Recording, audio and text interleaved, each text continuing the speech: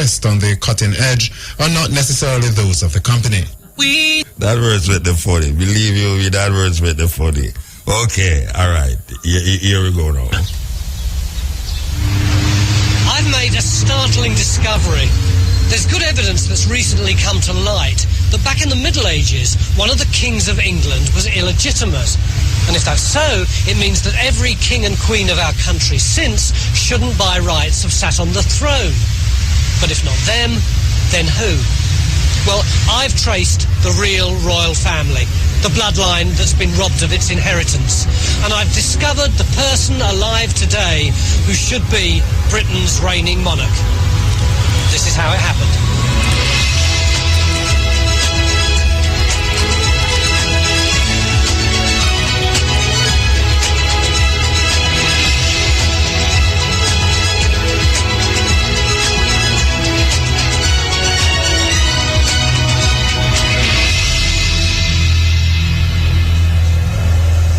What am I doing making a fuss about a centuries-old skeleton in the royal family's closet? Well, to me, it's all about the rules of the club. The monarchy rests entirely on blood and inheritance. There's an absolutely rigid system for passing on the throne. Prince Charles is first in line, then Prince William, then Harry, then Andrew, etc. The chain of power and wealth and privilege depends on two rules. One, you have to be of the royal bloodline, and two, you have to be born legitimate. But what happens if the system goes wrong, if the chain gets broken? 500 years ago, that's exactly what happened, and this is the man responsible. Edward IV was king, but his claim to the throne was fatally flawed. I found evidence that he was conceived not by his royal father, but by a humble archer.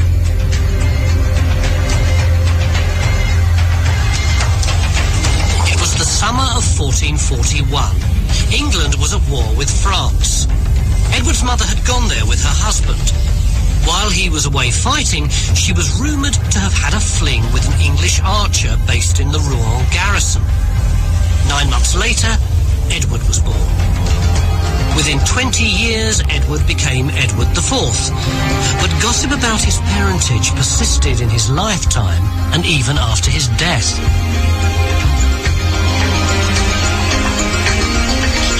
There were rumours flashing round the Tudor court that Edward was illegitimate, and William Shakespeare actually articulates those rumours. He says in Richard III, if I can find it, when that my mother went with child of that insatiate Edward, noble York, my princely father, then had wars in France, and by true computation of the time, found that the issue was not his begot. That's pretty clear, isn't it? But the gossip was just that. There was no proof. Historians put it down to political mudslinging. But then an English historian called Mike Jones started rooting around in the archives at Rouen Cathedral. And he discovered a document that for the first time provided facts to substantiate the rumours that Edward was a bastard. When you came here, what was it you were researching? I was looking into the records of the 100 Years' War. And you found this thing? This register. What is it? It's a record of the cathedral chapter for the summer of 1441. What's so significant about the summer of 1441? This is when Edward would have been conceived. And what was it that you found? That the Duke of York, his father, is not actually where he should be. He's on campaign in Pontoise. Prayers are being offered for his safety. What does it say? It says, a sermon is being preached for the safety of the Duke of York on campaign in Pontoise. So they're worried that he's away at the very time when he was supposed to be impregnating his wife? Yes. But couldn't the child have been premature?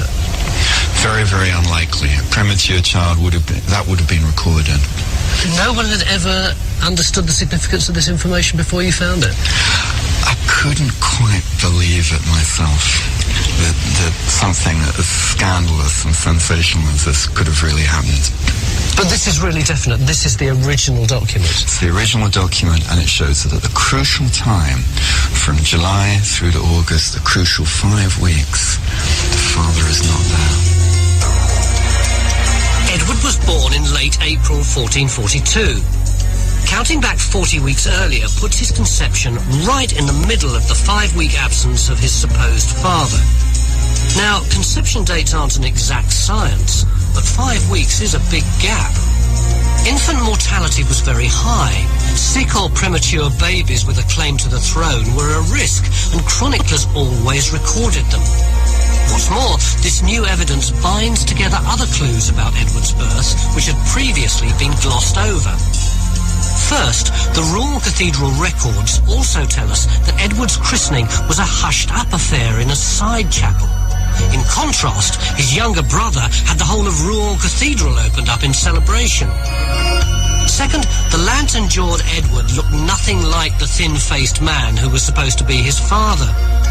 And thirdly, neutral sources tell us that his mother herself declared that Edward was a bastard, even making a legal deposition. She knew that the truth was vital to the integrity of the royal line.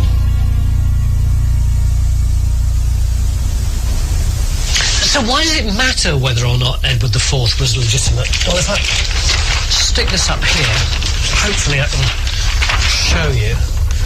This line at the top here is the great line of British kings through from Alfred the Great to Henry II to Edward III. But after Edward, suddenly the whole thing explodes. It goes bush, because it's the War of the Roses, and all the kings start dying off like flies until in 1485, when Richard III dies, there are no claimants left except this one, Henry VII. And his claim comes through this line, which is an extremely dodgy one, because it's about the fact that John of Gaunt had a mistress, Catherine, and they had children. And that line is specifically barred from inheriting the crown. So in order to legitimise himself, Henry VII married this woman, Elizabeth of York, and her claim is based on the fact that she is the daughter of Edward IV. But if Edward IV is illegitimate, then that invalidates the claim of Elizabeth, and consequently of Henry, and of Henry VIII, and of Elizabeth I, and of the Georges, and of Victoria, and everyone all the way down to the House of Windsor. Those few words in an ancient document had potentially seismic results. Edward's illegitimacy removed a vital link from the royal chain. I was about to contest British history as we know it. I wasn't naive. I knew it was impossible to be 100% certain about events that happened 500 years ago. But I wanted to make sure I had the balance of probability on my side. And where better to check 15th century facts than at the academic world's 15th century conference. Around the time that Luther challenged his colleagues at the University of Wittenberg on the matter of indulgences, another doctor of divinity was exciting to wholly different effect. In the much-needed break, I sounded out other opinions about Mike's theory. Do you think that there's a question mark over Edward's legitimacy? I think there is. It was certainly raised at the time, fairly close to the time. It's a dynasty that destroys itself. If you start killing your brother and things of this sort, there's something odd going on. It's a very unstable time, I think, under Edward IV. Well, his research is very, very thorough and well done.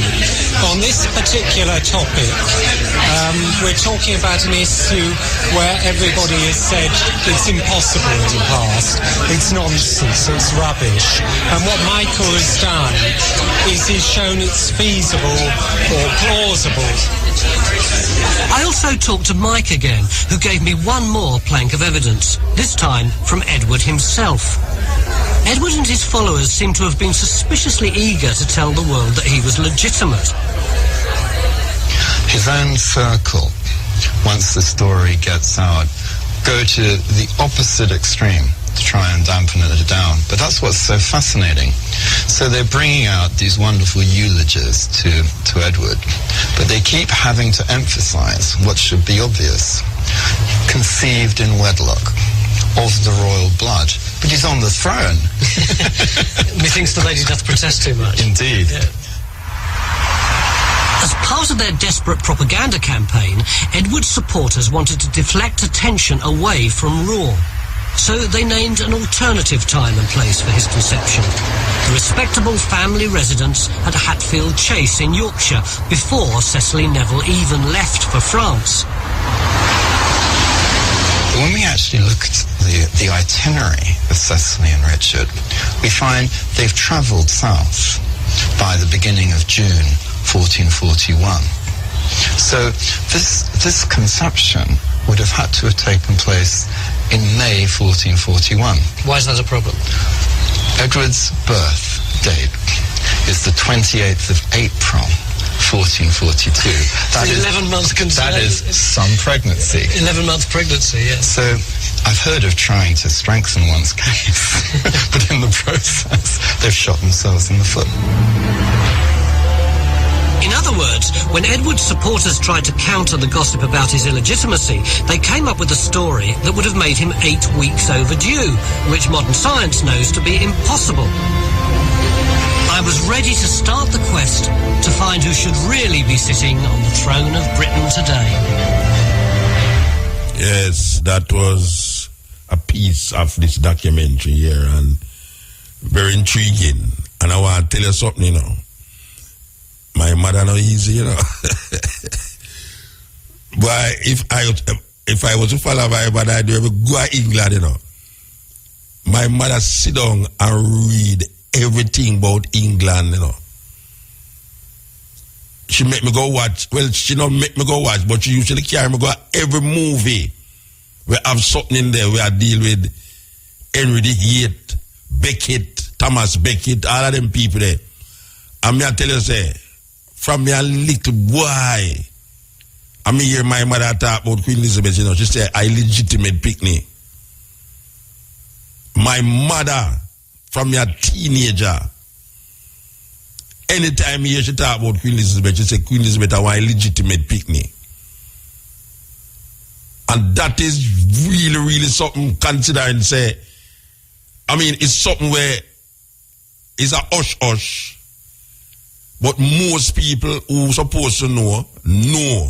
So that documentary there have a valid, is valid. Because, the documentary I just make, my mother didn't know that. My mother tell me that and say it in front of her friend them.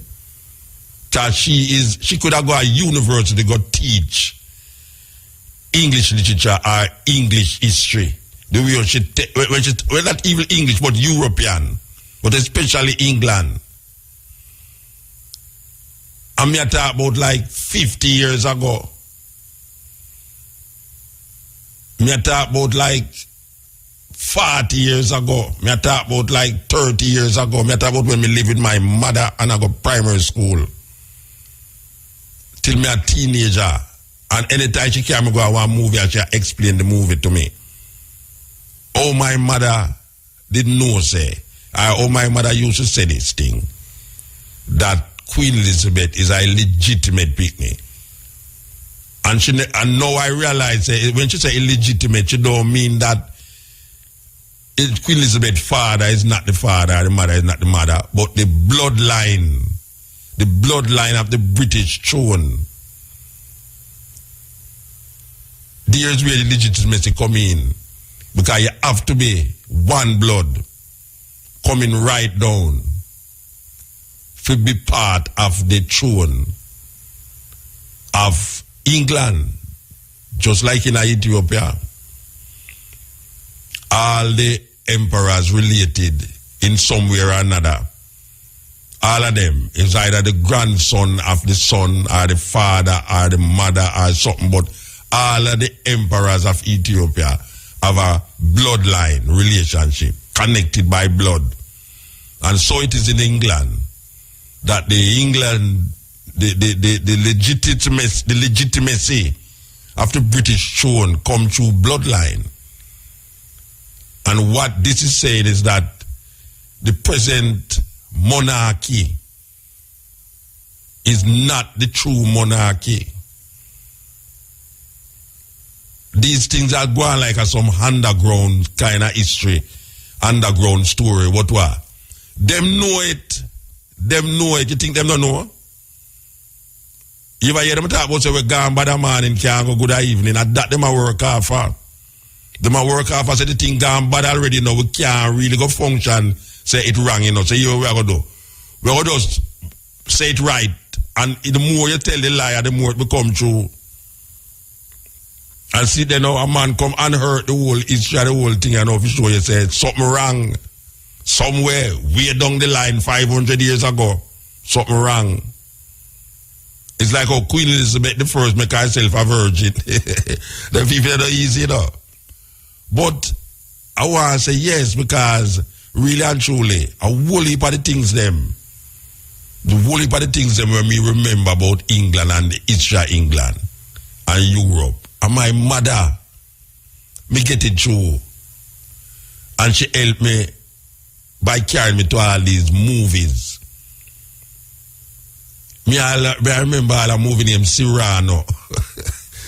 I tell you, I remember all a movie named Cyrano, you know, that. I say, wow. You know, when we go to Holland, I'm going to the torture museum, implements of torture.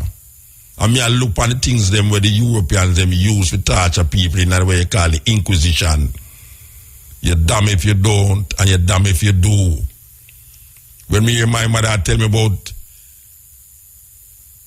Robin Hood, and me see them make movie about Robin Hood, and them tell Richard the Lion-Hearted. And when me hear about Richard the Lion, me also realize that Richard was a real king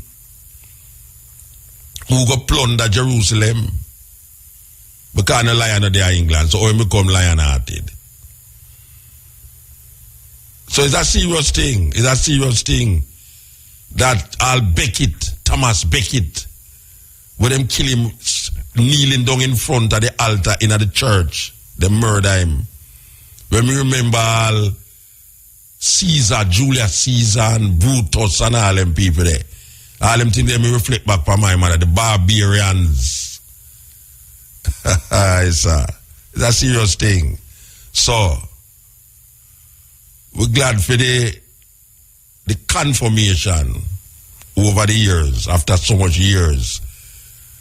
We come really find out, say, but wait, my mother know all them things that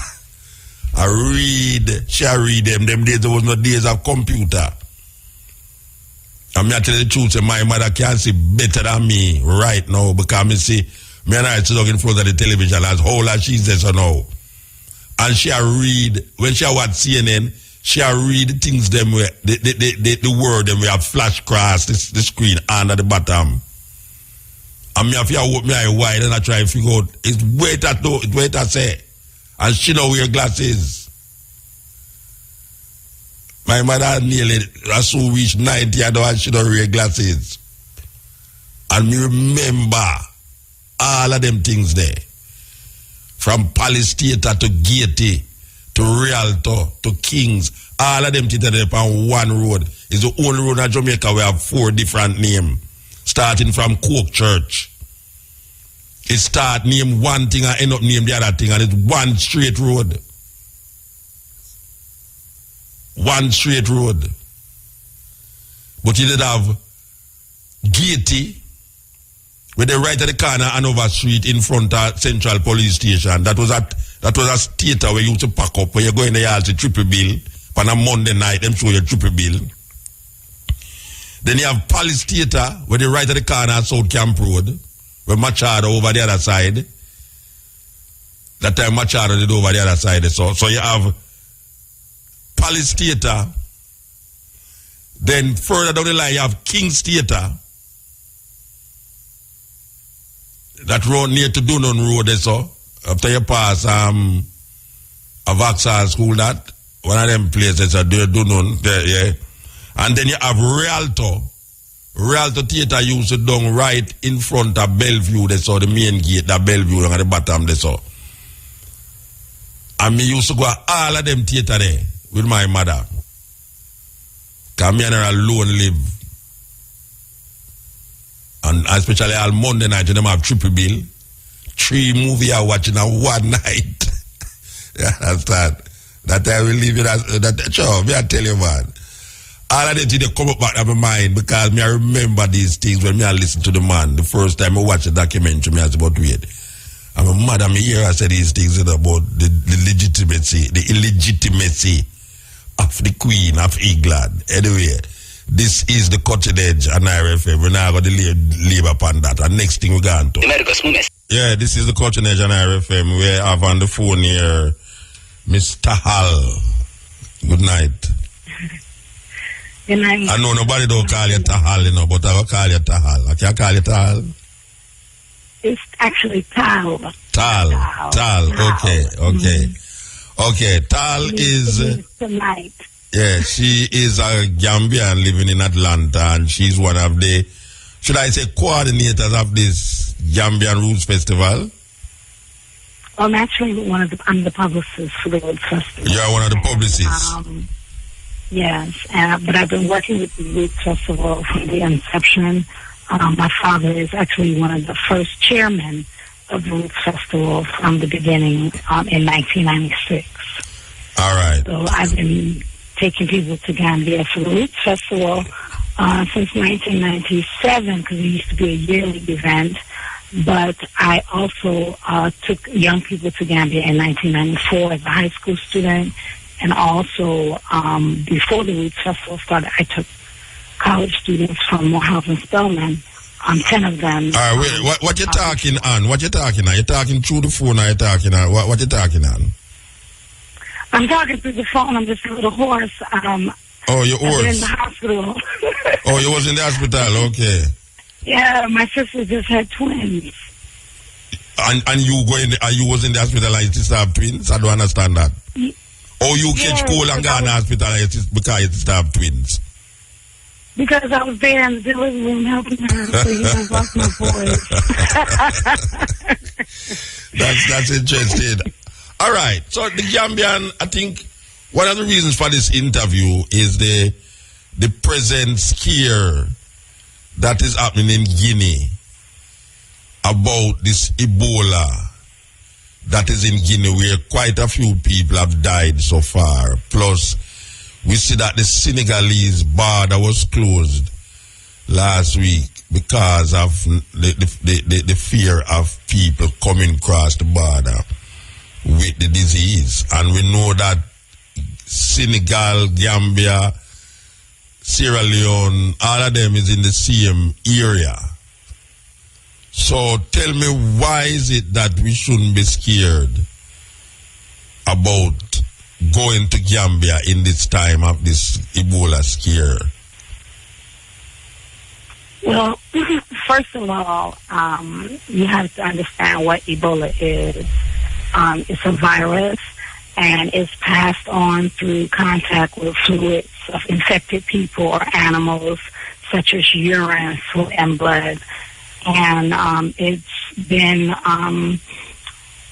found in Guinea-Conakry, and apparently 101 people have been found with it, and out of those 101 people, they said that certain percentage died. However, just recently, they have patients who've come out from the treatment center who are Ebola-free.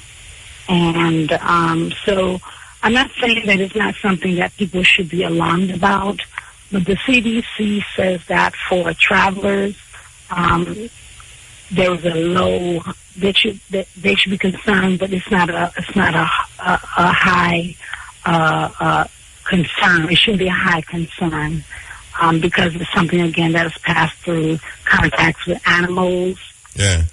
And infected people from urine, sweat, and blood. All right.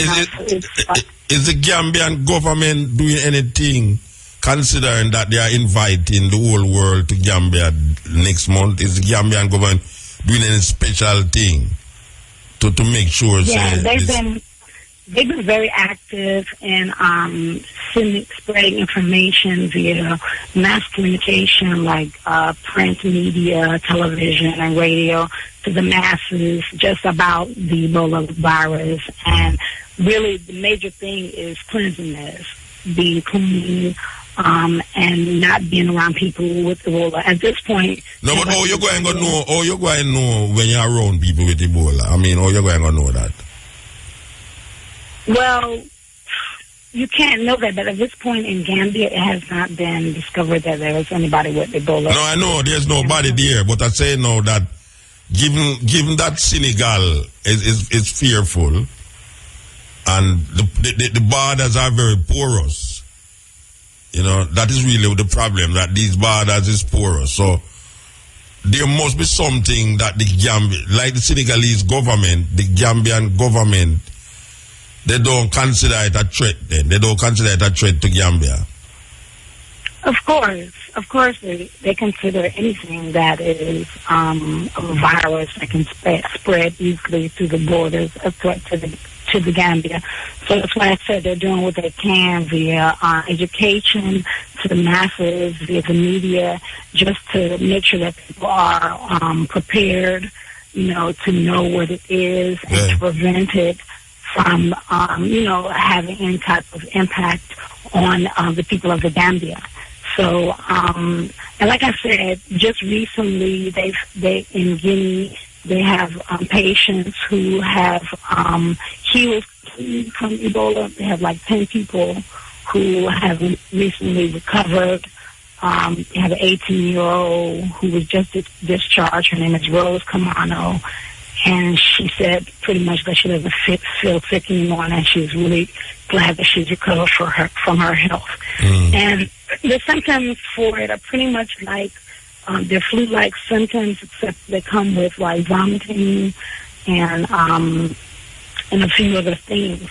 But like I said, you know, it spread through contacts via fluids of blood, urine.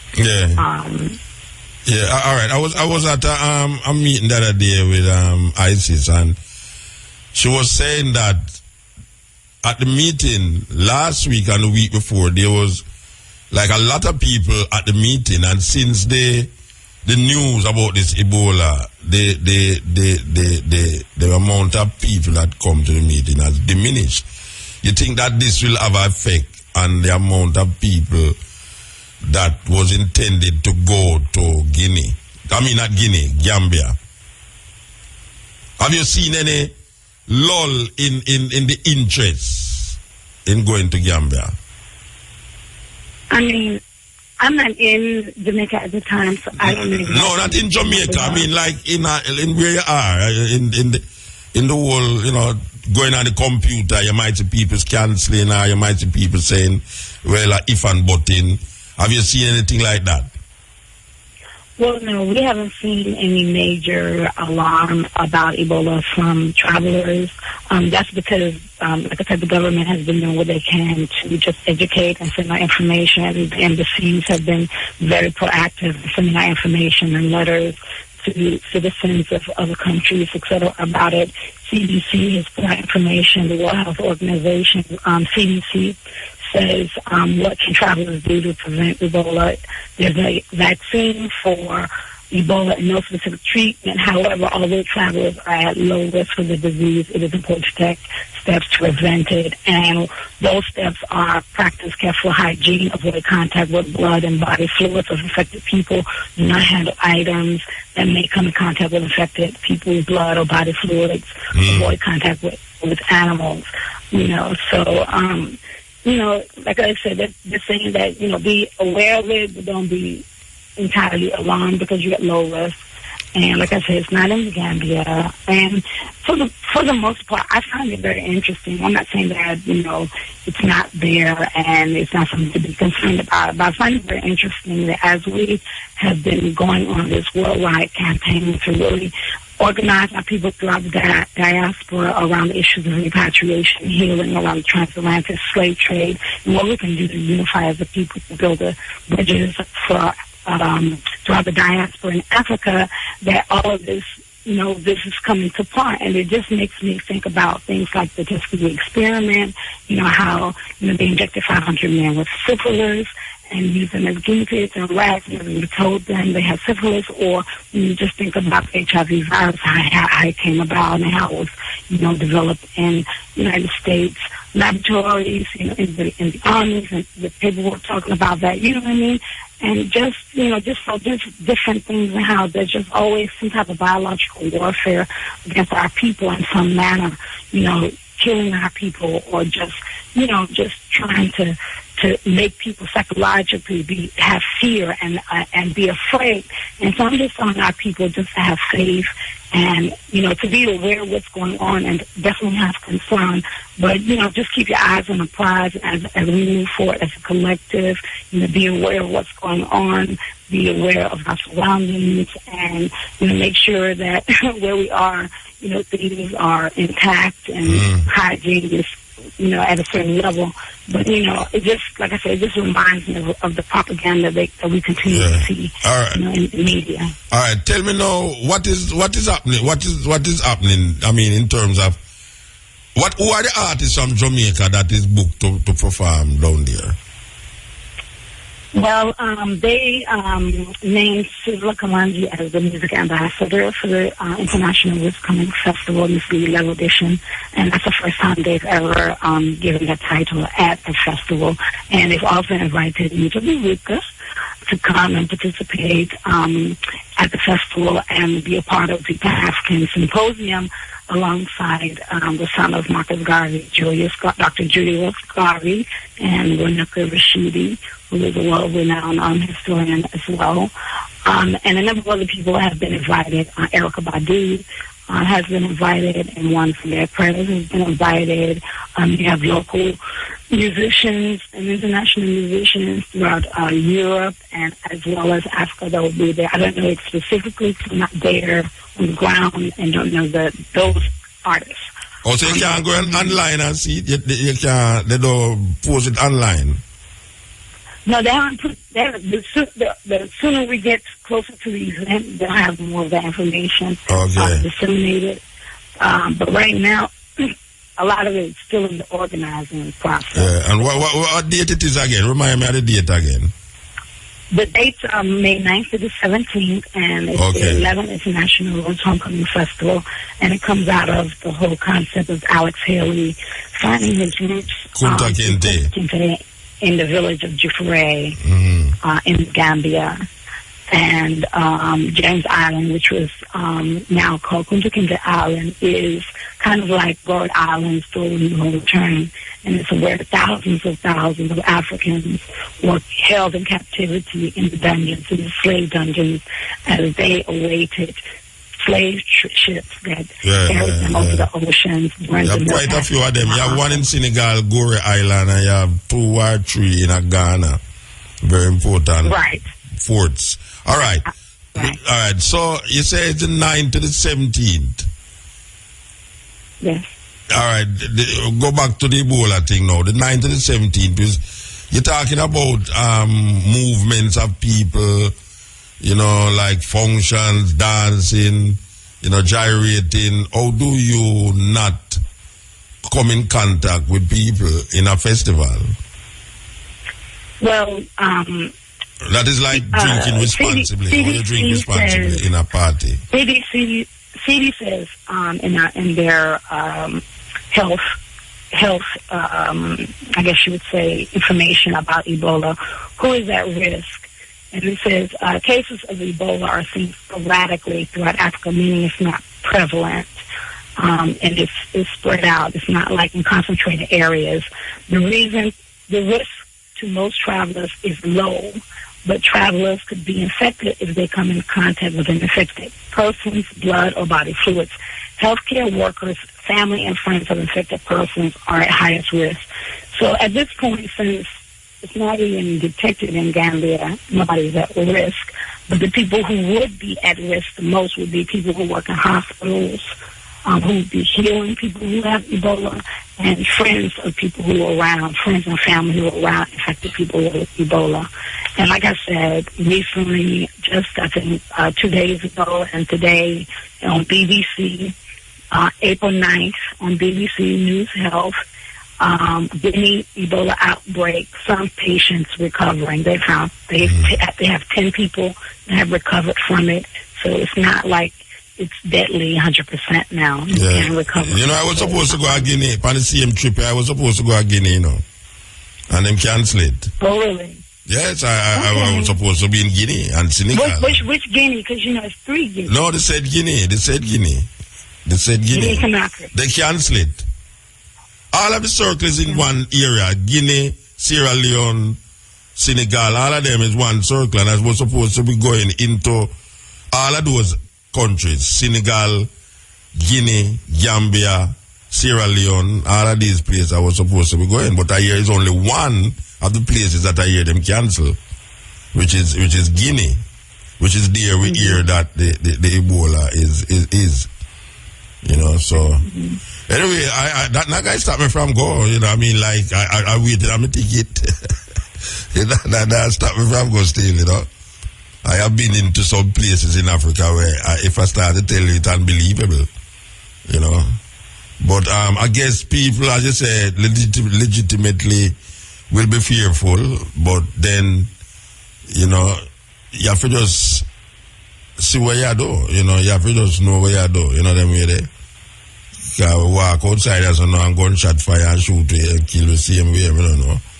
But I am intending to go, and I would advise ones if them can go to go, because it's a very interesting African celebration in the west of Africa there, you know. So I am saying that one should go. So are you going to be there? Will I see you there? Because you sound low like you have something. I don't know what you have. You have to go, you go to hospital, go watch baby come and you get whatsoever. No, because, you know, we were there. She had twins. We were there for 19 hours. And you catch cold, your body fluids. No, I don't have cold. What you have? No, I don't have cold. My voice is just hoarse. That's what I'm saying, body fluids. What body fluid was in the hospital? Oh, come on. I wasn't near the Atlanta. body fluids. I was near her shoulders, Muta. No, but the nurse is the nurse I worked at. You know, I always wonder, I say, because this is always interesting with try, you know. Most of them disease there is white people go in at the place where the disease there and them not catch a disease. You know, how is it that black people have some disease and white people go there, the World Health Organization go in at the area, carry nurses and doctors in at the area. I mean, never hear none of the doctors them are dead from the disease yet. Well, let me tell you, Muta, there was this lady in Gambia. Her name is Janice Carter. I've known her since I was probably 9 years old. We call her the monkey lady. There's an island, and there are a number of islands in Gambia. One in particular is called Baboon Island. And there's a lot of baboons on this island. And she's known, the Smithsonian, there's a lot of stories on her. She's known for going into the wild and working with the baboons. But what she does, she goes and takes baboons that have been domesticated in Europe and America that people take as pets. She takes them back to the wild and she teaches them how to live in the wild as wild animals. And so she's been living in these islands, and you never hear her malaria. Yeah, it's amazing. It's amazing. You know what I mean? You hear about these diseases, and it's always white people going down there with them boxer injection and them fluids and them now catch it. So, you know, it's a weird thing. You know, I need to be a doctor. Anyway, I just say to the people, you know, let's just, you know, have faith, you know, keep our eyes on the prize, be unified, be precautious, know the facts, you know, but at the same time, you know, be focused. Don't let anybody derail us from what our goals are and what we're trying to do as a collective. There's been a lot of momentum that's been building. Let's continue to build that momentum. This is about healing. It's about spreading joy and love.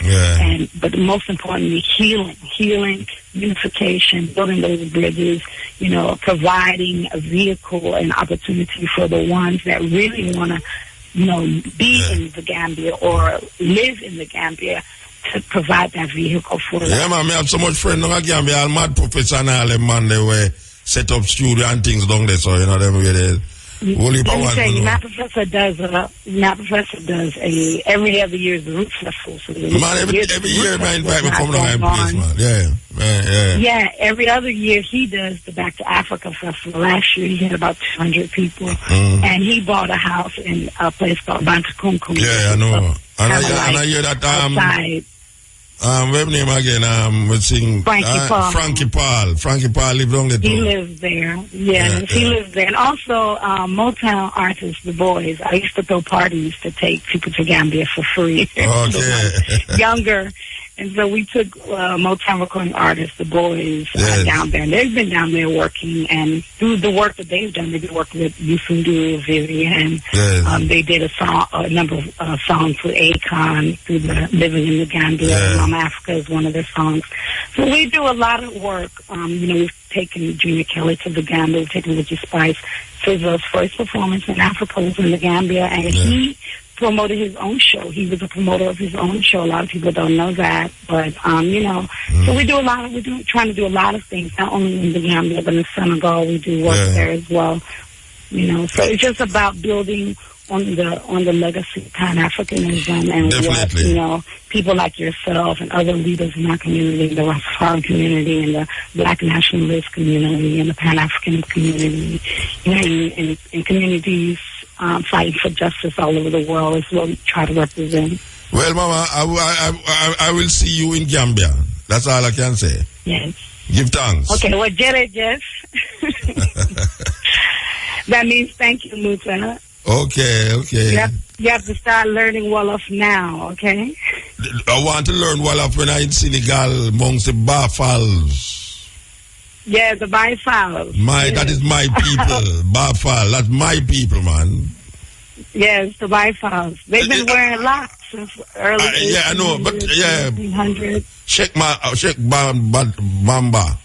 Bamba Fall. Yes. All right, so tell me something. The Bafals are found in Gambia too? Of course. Okay. Because I know it's Sufi Muslims, but I don't know if it's the place of origin is in Senegal, and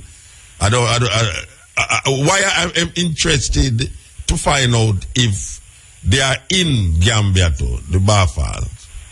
Yeah, Bafals are all over the world because. You say all over the world. None of them know they are Jamaica really, except me. You know, I mean, we are talking about Bafal from maybe not Sheikh in Amadou Jamaica, Bamba, Sheikh Amadou Bamba. Yeah. You have them in different parts of Africa. Yeah, well, that is where I know about them. And some come on my show and say, ask me if I'm a Bafal because them see me don't have no shoes and locks. And them know Sheikh Amadou Bamba was a man who don't wear no shoes and locks.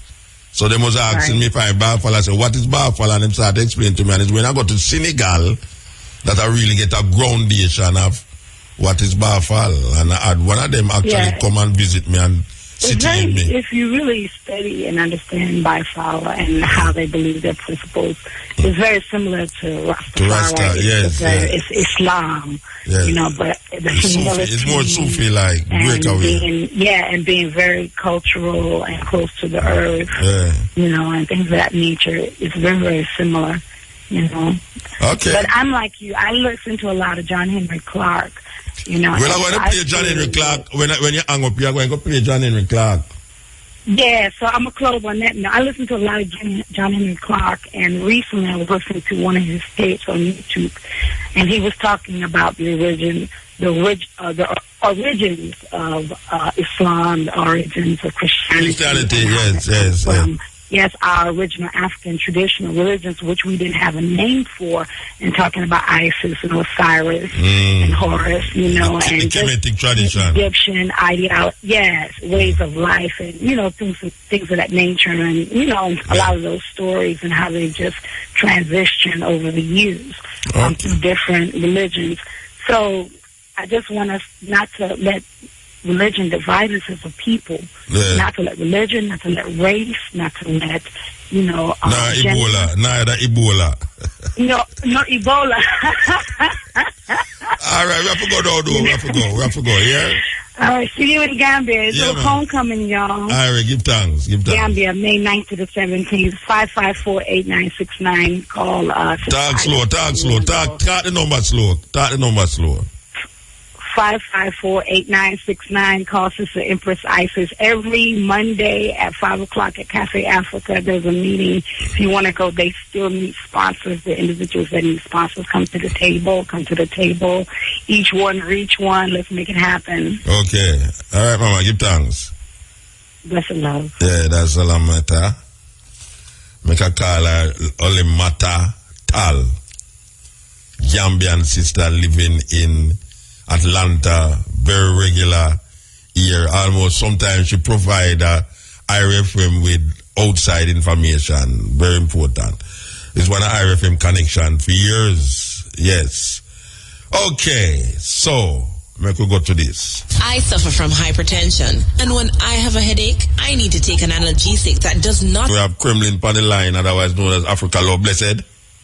Blessed love, my lion. Yeah, man. Give thanks, man. Yes, I Africa love my brother. Mm-hmm. Yeah, brother Muta. I am there.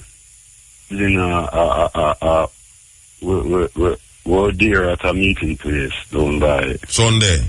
Yes. Liberty Hall, yeah. Liberty Hall. Now, as a brethren, really, as a man, the capacity, and knowing how, organization operates and, the principle behind certain things, especially when you are dealing with His Imperial Majesty works. You know what I mean? Now, I don't know if you could have really given a little view for how the eye really see it, See what? The meeting in how it has been administrated from the top. Those who call the meeting. You know what I mean? Well, obviously, is the chairperson call a meeting, Mitzi. Yeah. Figure out about our position and a letter that was written to whosoever, to members of the government, to move the youth them.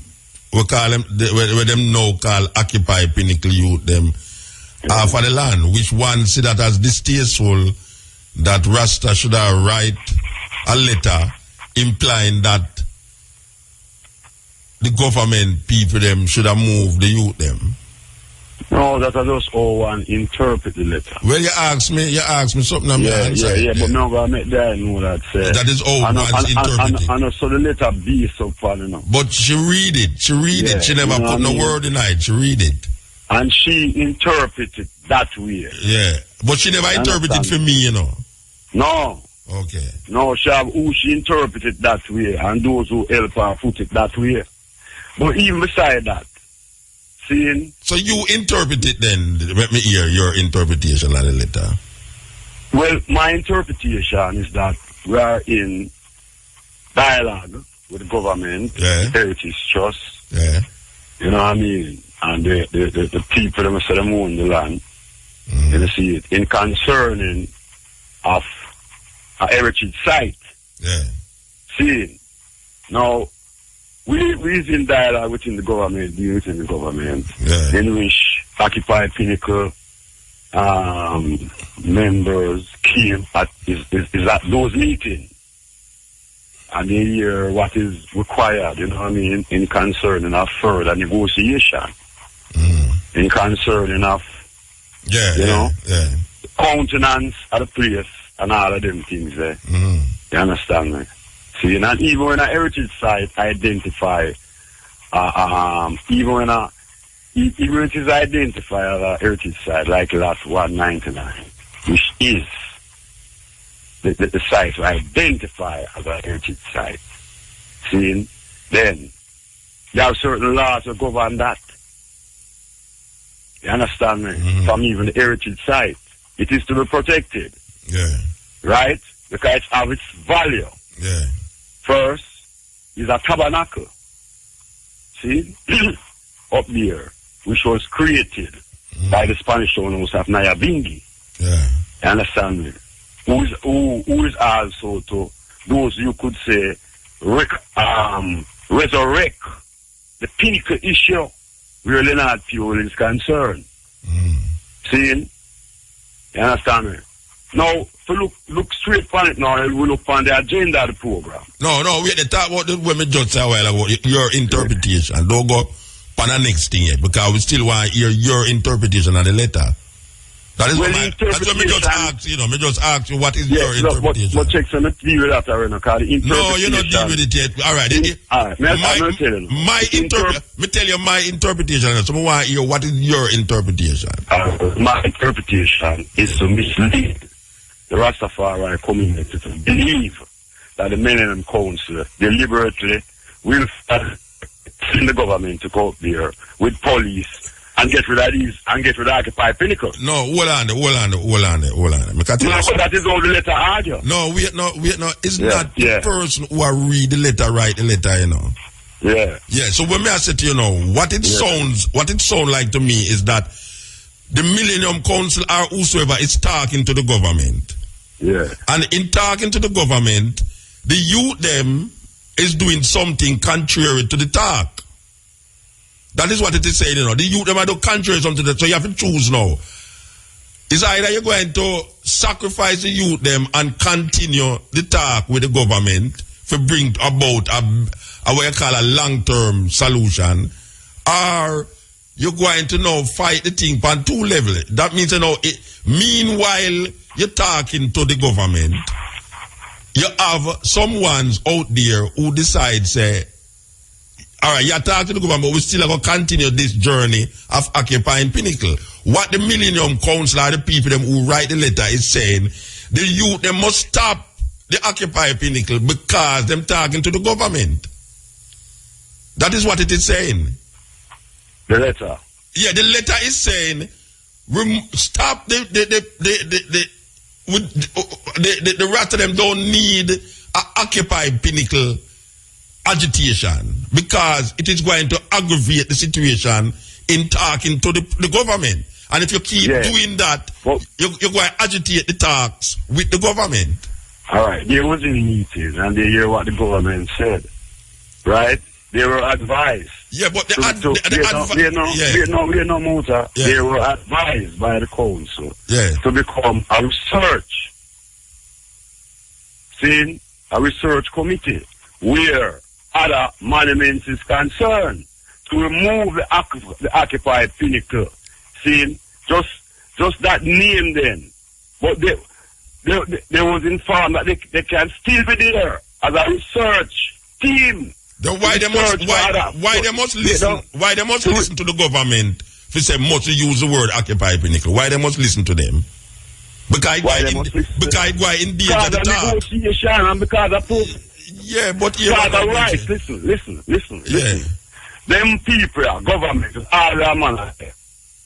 Political power are the only thing where free people, Yeah. See? Understand me? Now we are dealing with a system we are operating with. For almost years, we have we in them way there. And if them put some requirement to we, all them are deal with we in concern of our rights. Our rights. We can't deal with that thing, our rights. We can understand that. So they must say something for our rights. Dan, I come out now. Something negative. No, but Occupy Pinnacle is not negative. I put a negative vibe. No, wait. No, man, but wait, no. That can be seen as a sellout or you're talking. Listen to me, I say now. If you have fight a struggle, and you did occupy the place where the struggle supposed to deal with. For make your voice be heard. And the people them who you had struggle against come to you and say, look you know, make we talk. But see, in order to talk, you must stop that part over there, so.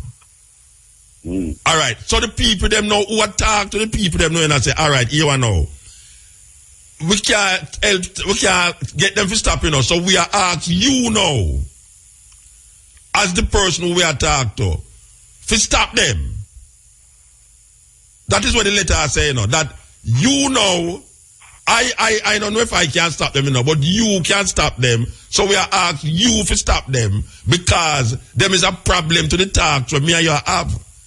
I don't understand why I and men and people should not talk about my things. And the next set of youth, I deal with it on the next level. And I must stop one of the level them to talk to the government. That means I know the government has set the agenda for I, and them are wrong I, and them are set agenda for I. Not no go so Rasta. The I them a get old, man. No, yeah, me no, listen to me, man. It's not a pretty thing, you know, fire. You know. It's a serious thing, you know. But me understand it's a serious thing. No. You see the all the I know. Do at the council. Wait there, me can't hear you good. Wait there. Me can't hear you good. Try to sit up yourself. Yeah, hear me good now. Yeah. Right.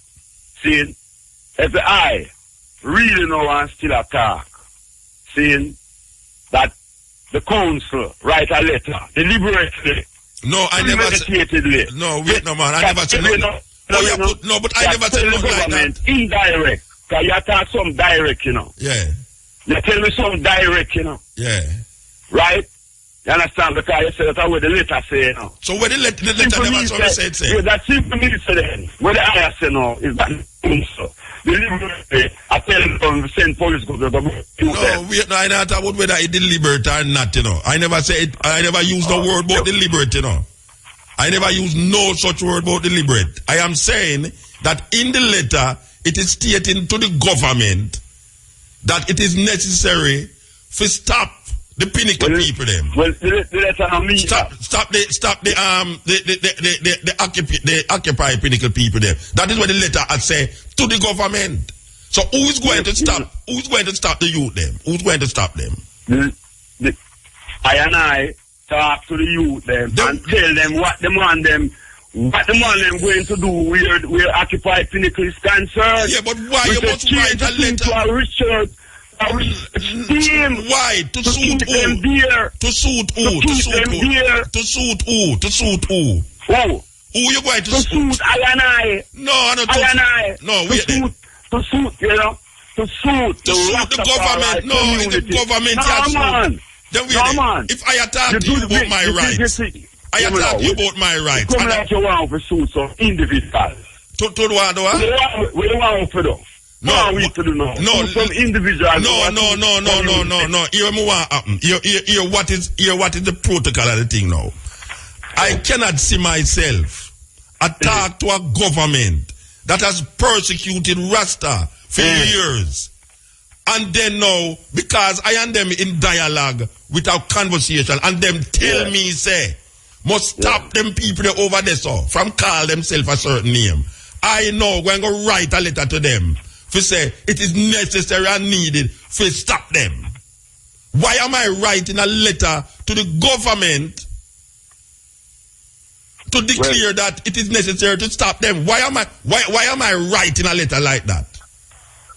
Well, I read the letter. Say, I didn't see the after me said it's necessary to stop them. No, I am asking you. I read the letter. Muta, did I read the letter? Yes, I read the letter.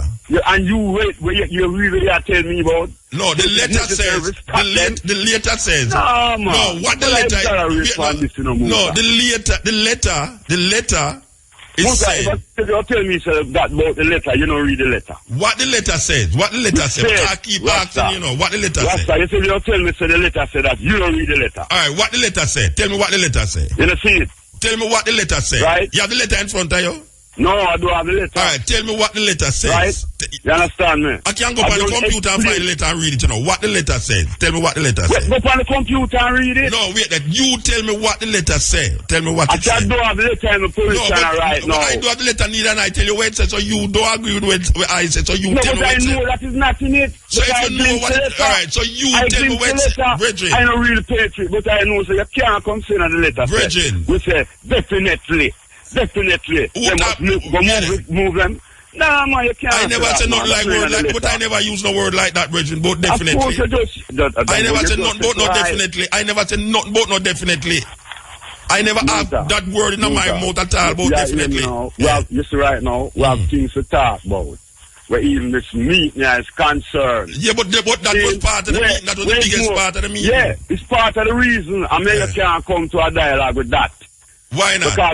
Because you know why? Yeah. Because of how you think. No, how me think. How me think. I tell you how you think. No, how me think. The letter describes council right that tell government to go up there, go get rid of the man. No, them. The letter. You know, see it? The letter is written to the government, complaining about the youth them, the occupation youth them. That is what the letter is doing. It is complaining about the youth them occupy Pinnacle, because you say the argument between you and the government is that they must stop say occupation Pinnacle and say the problem with and say problem. Them up there with the problem. No, wait there. The problem. Yeah. You know the problem, the desecration at the tabernacle. What we not have a problem with no youth up there now. And we not fighting. No you. So why write a letter to you know the council I talk about, you know the council I deal with towards up there, so the desecration at the tabernacle. So why write a letter to the minister? Prime Minister? That's not the letter. No, the desecration of the tabernacle. With the youth, listen. The desecration of the tabernacle in the letter. The desecration of the tabernacle in the letter. Listen, the desecration of the tabernacle in the letter. You understand me? Yes. Then all you say no. The desecration of the tabernacle in the letter. And only is writing to the government about the youth them are desecrate the tabernacle. Listen to me, man. And it's going to cause a problem amongst the Nyabingi tradition and further and Rastafari upon a whole. That is what the letter say. Then Rasta, not the Nyabingi. So why is Rasta writing to the government to say these things about Rasta? We know. Whose responsibility to protect the tabernacle? The Rasta. Yeah, right. And if it been desecrated, Rasta must confront. To deal with it? Rasta. Rasta. Listen, man. Listen to me. Who's supposed to deal with it? Right. So who's supposed to deal with it? Yeah. Rasta supposed to protect it. So why Rasta is writing to men and people? To protect it. Yeah. So why Rasta is writing to government where we don't like? You stick on one point, you know. But that is the main. But that is the main thing. That is the main thing. But that is the main thing. Yeah. What the higher talk about. Or it reach that Rasta complaint misinterpretation. But it's not a misinterpretation. It's not a misinterpretation. Did whosoever write the letter write a letter to the government? All right. Did whosoever write the letter write a letter to the government? Of course. All right. Of course. Did the letter to the government either? You write a letter to. We send out the letter after to the community. No. After we talk, after we talk to the youth then. And show the youth them what is going on. And the youth them don't hear. I say, look at our youth. Them are going to use this. Yeah. Them are going to use this. Occupy Pinnacle to deal with that situation. Yes. Right? See? So you're asking now. To avoid them things and all. Stop using him. Just remain a research team. Whenever I talk about stop using name. Yes. Just remain a research team. Why they must remain a research team and not occupy Pinnacle? Because we want to prolong with our rights. Because we don't feel say it's going to compromise the conversation with the people. We're not compromising. No, I say, I never say a compromise. I say the reason why this argument about research team come up is because we don't feel say saying occupy Pinnacle will compromise the conversation that we're having with the authorities. That is the reason why we say the youth they must do that. Right. Yeah, and I am saying to you, yeah. When since Rasta now, because the youth them still say occupy Pinnacle, The whosoever write the letter now. I go against the youth them now. For say, yeah, but it must go against you because it's not the youth, it's not the government who must write to that, you know. It's Rasta must go to Rasta now and say, watch on our youth. A joke, not joke out this thing, and not to say this and this and you can't go right government go tell people must this and that or Rasta and that influence the whole of the Rasta community and the Naya being this and the Rastafari community all over the world. It will cut this and this and that. It's crazy. No, it's crazy. All the item carry it. Whatever I said that is wrong. Whatever I said that is wrong. Whatever I said that is wrong. Whatever I said that is wrong. You're wrong to say we are compromised. We're not compromising. No, I never say you're compromised. Oh. No, Rasta, we don't compromise. But I never say you're compromised, brother. I say, listen to me, man. Bridget, you know, listen to me. I don't like go over me talking, you know. Yeah. I am saying to you that in order to continue a conversation with the government, you know, go to the youth them and say, look here, in the best interest of the conversation with the government, stop calling the community. The community. Stop calling the thing. All right, in the interest of the community. Stop the community. Wait, no. Stop calling. All right. Don't tell me how to talk, Bridget. In the interest of the community, stop talk and calling yourself Occupy Pinnacle. Call it about research.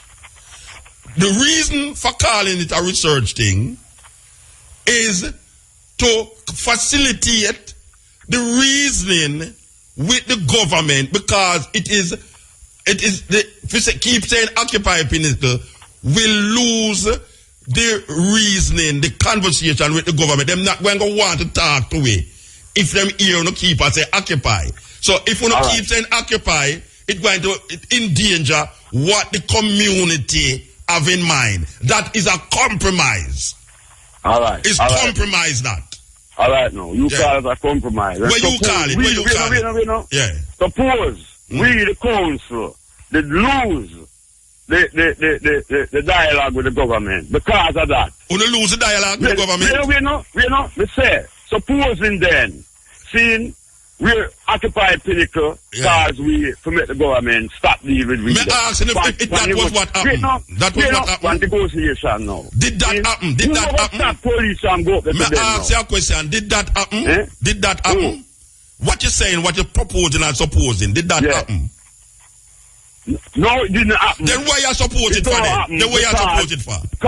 Because a negotiation still continue. But the youth them still talk about Occupy Pinnacle. But the youth them still say Occupy Pinnacle. Then you go and say what them say. Then why you say they must stop say it? But you are telling them must stop say it because you don't know how to get to talk to the government. We say that. No, we declare ourselves to the government, our stand. Right? Yeah. You understand me? Yeah. To make reasoning go through. If they want to stay up there, as long as they want to occupy Pinnacle, them stay up there. Then why you go to them and tell administrate the council have a responsibility. It must have to administrate. So why is it administrate for the community, not for the individuals? Yeah, so why you writing to the government about the youth? You think me can just look for 100 youth? No. And sacrifice, you must look for 100 youth then. And sacrifice the whole community rights to that. For the 100 youth. So you better sacrifice the youth then. Then you sacrifice the youth. And that me saying at the beginning, you sacrifice the youth them in the interest of the community. Because the old man put it. No, the argument is this. It come back down to the same thing. You know the real argument about everything. Wow. The real argument is where not even upon the agenda in the meeting, we are causing the most problem in the community. The biggest problem we have in the community is what is going on with our double standard with the chair. But that's the biggest problem. So all the chair never know about the chair never signed the letter. No, all the chair never signed the letter. Yeah, all the chair never signed the letter that is sent to the government.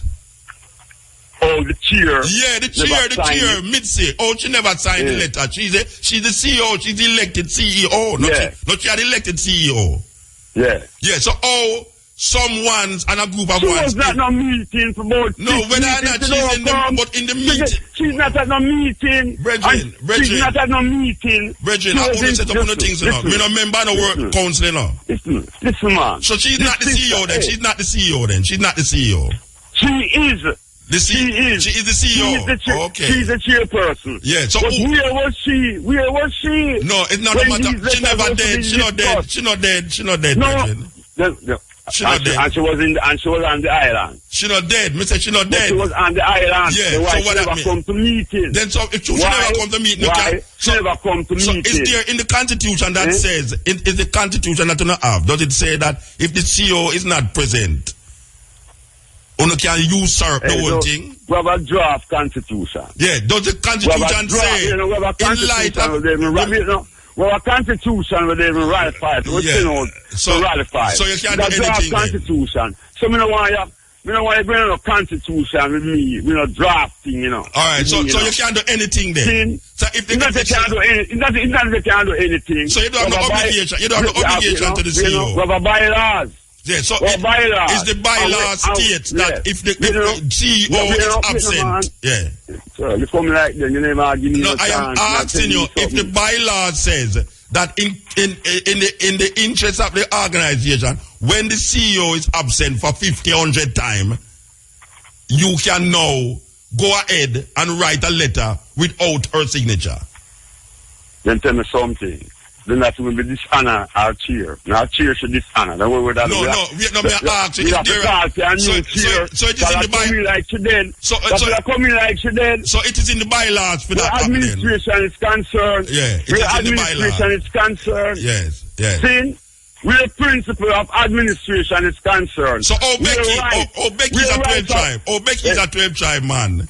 And the other brethren will sit down there.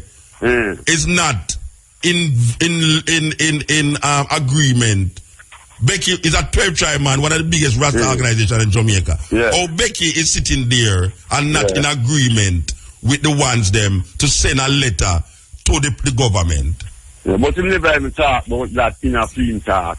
Yes, he never agree. Not talk about that, man. He never agree with it. Him jump on a man. A next man. Him never agree with it. That's him come talk about but so you think he never agree with it? You can't say even him. Him never agree with it. You can't say even him. You mention him. You can't say it's a planting and you see that. Say it's a planting about what? Get a chance to explain themselves. No. This is a teach here for that. They don't need it they don't need it a ball out for say make Greg talk. You see me, you know, I need it a ball out for make Greg talk, you know. I need it a ball out for say make Bobo Greg talk. But think the meeting proof is a meeting, the reason a meeting, that a meeting, not a reason, that a meeting. That even prove illegal to the administration. You know, see it from the top. So who is the head of who is the CEO of the Millennium Council? Who's the what? Who's the CEO of the Millennium Council? The CEO? Yeah, the CEO. You don't know when them CEO, brethren. Who's the CEO of the Millennium Council? That me ask you. Me no remember. Me ask you who's the CEO of the Millennium Council? Yeah, me no Musa. Let me say something to that. No, wait. They just answer me, no, brethren. That simple question. Who is this? When you say CEO, you mean? You don't know what CEO mean? No, me don't know what it mean. When you say what it mean? Oh, gosh, man. Brethren, if you don't know what CEO mean. Me don't know what it mean then. No, me don't know what it mean. Yeah, but you say, well, here you have to go to know. Yeah. You have to go revise your membership of organization that you don't know what CEO mean. You know what joke thing, you know? I ask you who is the CEO of the Millennium Council. You don't know who is the CEO of the Millennium Council. You don't know what CEO mean. You understand? You want me explain to you what CEO mean? You know, say. Me hear you call programs me hear you call program all the while. No, Bridget. No, wait there. Me hear you. No, wait, no. No, listen to me. You have an argument. No, I'm asking you. Who is the CEO of the Millennium Council? I'm not trying to belittle nobody. Who is the CEO of the Millennium Council? You know. What you know? You can't pass history. Me ask you a simple question. Who is the CEO of the Millennium Council? You just answer me a while ago about the CEO, you know. You said the CEO never present. That means you know what CEO mean. You know what CEO mean, you know, because the CEO never present. I am asking you. If you know, if you know, so me know what it mean. We are asking back. No, I'm asking you, who is the CEO of the Millennium Council? You understand me? Hello? Yeah, may I ask you, who's the CEO of the Millennium Council? The legitimate CEO that everybody vote for. Who is the CEO of the Millennium Council? The chair, not the chair. No, Mitzi. All right, if Mitzi... But you know, walk out that chair, you want to dismiss herself from the council. When she did that? She dismissed... you see, I replied to the letter. You say, I know I go on now. Yeah. And she said she dismiss herself from the council, you know. If what? With If what? If what? No, if what? The Naya Bingi mansion, you know. No, if what? Themselves from the council because If what? See? If what? Because it was her interpretation to the letter where she right now said something like that. The Council give the government power to go up there with police. No, what happened? No, what happened? I can tell you what happened. No, but I can tell you what is happening. Based off of what I saw, I am no member, no Rasta organization. Based off of what I saw and what I heard, what is happening is that there is a usurping of the organization by other group of people. There's a next set of ones who is saying, I am totally not with this CEO. We need a new CEO. That is what they must say. And them don't intend to vote for it. You see? Them don't intend to vote for it. Them just want to install somebody else without a democratic voting for a next CEO. That is what happening. About democratic now. Oh, you come here. They're not democratic, Mr. Aguane, so. They're not No, oh, you are talking about, and you just talk about government. So it's what democracy. Respect no protocol, you know, you don't talk about democracy. But what democracy? Respect no protocol, you know, you don't talk about democracy. But no democratic thing, Mr. Aguane. That's here to talk about. Oh, what? But that's a theocratic thing, Aguane, so. You know what theocracy means? Theocracy. Which strategy is theocracy? What do you mean of theocracy? You know, so that's why the item are going. What is the meaning of theocracy? What is the meaning of theocracy? Righteous government. No, theocracy. Wait there, hold on. You take things, sir. Yeah. Like you take things like man a fool. No, like I am asking you. Like man. What I saw there was a democratic situation. You know, man said to the eye. Yes. We want to examine the real problem there in the Rastafari community. No real problem in the Rastafari community. A real problem in the Millennium Council. No, man. It's in the Millennium Council. The Millennium Council do have no problem. The Millennium Council have them agenda. Where them a work pan. Yeah. The only problem the Millennium Council have are the Naya being the mansion. With them worry for mash up things. I want to question where you. What I saw on Sunday. But what I saw on Sunday. What I saw on Sunday. No, what I saw on Sunday. Listen. Tell me the question what I was asking. The Millennium Council do have no problem, you know. No problem. Well, why? I must be in a different world, brethren. I must be in a different world. Oh, you mean? Because I came to a meeting Sunday. I tell you where the problem there. Where the problem there? I tell you where the problem there. Where the problem there? The Naya being the mansion. Yeah. We're going at Scotch Part. We're going no with man and man down there. All a man to go beer. If no problem is instant. Me and you in a profile place, you know. And we talk, say. We not collect the money last something that rally, you know. Thing, you know. I will offer to you, not money collect. Notice was a Millennium Council and the Coral Garden Committee doing that things. Where that thing is concerned. No. Me and you and everybody talk about that. Who collect money? Who send our chair, the council chair for collect money? And the council know how much money collect. And does the community know how much money collect? You understand me?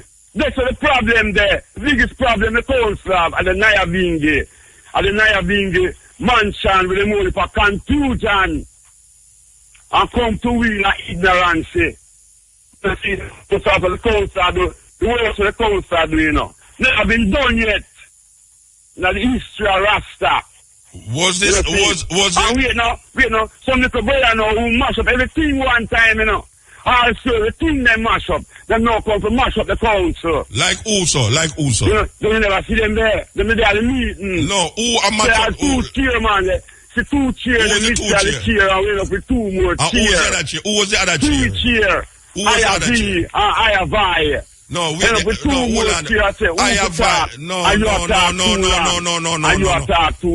No, you don't understand. No, Virgin, that is not fair. I them think them why you talk about. So let me talk about. So let me talk about it. You know I'm gonna deal with it. So let me talk about it. Let me talk about it. Let me talk about it. You're gonna make me talk about it. You're gonna make me talk about it. You're gonna make me talk about it. Talk with you. All right. The meeting was getting out of hand. Everybody talking this, talking that, talking that. The chair says, look here, we need some... 3 chair, man. You know, listen to me I say. Bridget, if you not listen to me I say, every time you just go and do me that up on the program. All right, go on. Yeah. I know you cut. Me know it. No, me not cut you, but just go and do me that up on the program because it's the same thing. Watch out, I'm going to show you something now. You see me now? You see me, me prefer I deal with the people them and try to get the people them conscious and go through all of this, you know. You hear what I say now? Yeah. There was a whole heap of argument in the meeting, and the chair say, we need order. And when name Ivy get up and say, we need to elect somebody to maintain the order. The chair say, all right, we electing you then. And everybody say, yes, you. All right. So him was the one now who's going to say no. We're going to give everybody 3 minutes to talk. It's not no chair business, no, you know. It's trying to keep order. You're going to give everybody 3 minutes to talk. Yeah. When somebody reach 3 minutes, I'm going to say, your time done, your time done. Obviously, it never go that way. Because when Rasta start to talk, them don't care about protocol, them just attack.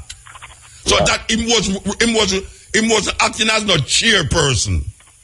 He was acting as a person who was voted to give some kind of sensibility to the meeting. Yeah. So I don't know why you're saying no that it was 3 chairperson. You know why I can't say that now? Yeah. Because I see all other speakers talk and talk long. Who's talking against the council? Who's fighting the council can get up and talk anytime they want to talk. But Maxine did that talk long, Bridget. Maxine did that talk long, you know. You know? Maxine talk very long, you know. You have PRO. You have General Secretary. Yeah. See, almost minutes. You have the ambassador for Rastafari. Yeah, then why everybody... How can you give me 3 minutes as a PR? Why not? Because if you don't... man. Then Bridget, in a concern like this? Yes, because what will happen is that you're going to have everybody and take 40, 50 minutes.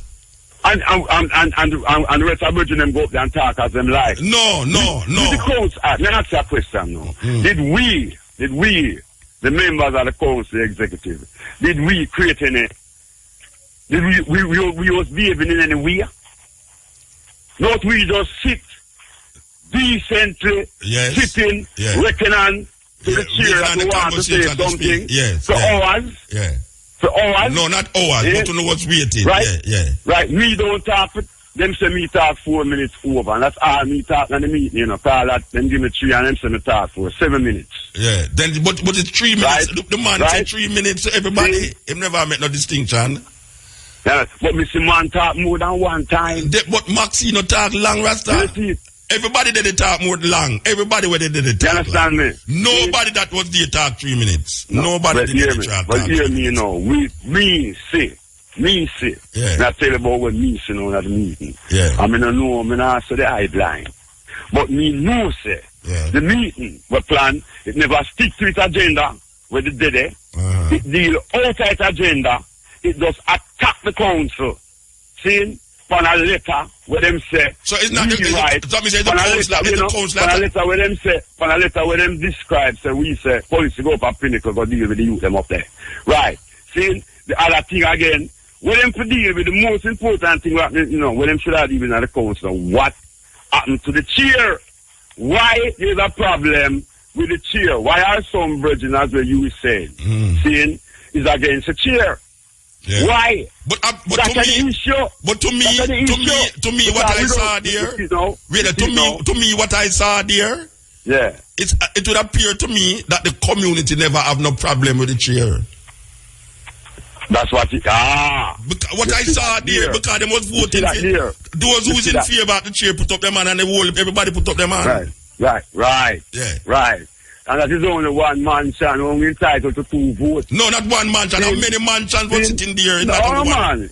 You don't have Prince Fagan. No.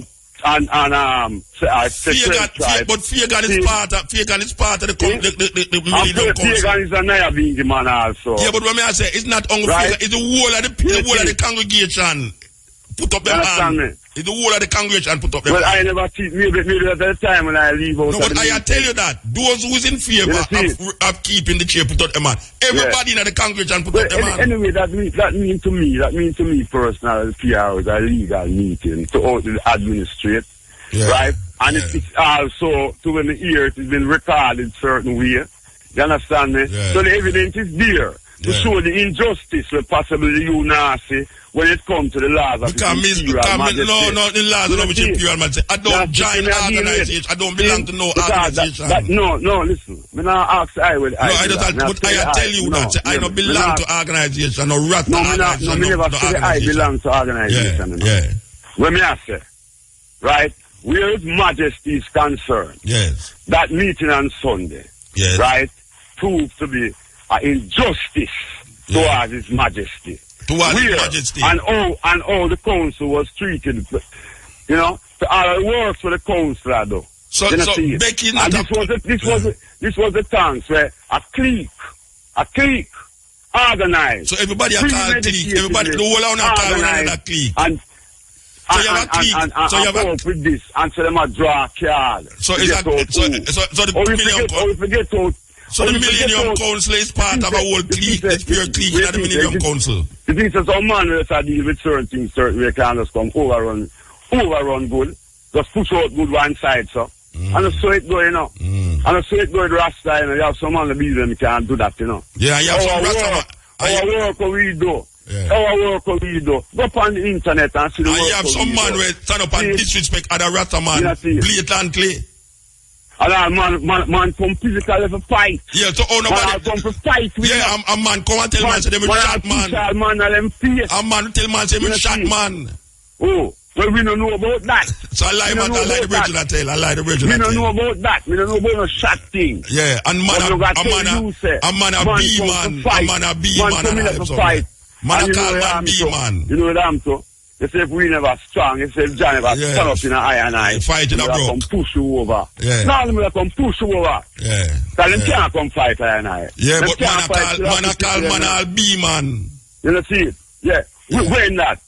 It's a man from say, when he talk about him come talk about it on a personal issue. But on a personal issue that if I was a man business that. Yeah, but a whole heap of man say man tell that. Come talk that's a man say my batty man. Then a whole heap of man him say tell that too. Whole heap of man him tell that too. I know the first him tell the man that. I know for one man him tell that too. Yeah, then what you me say now. Yeah.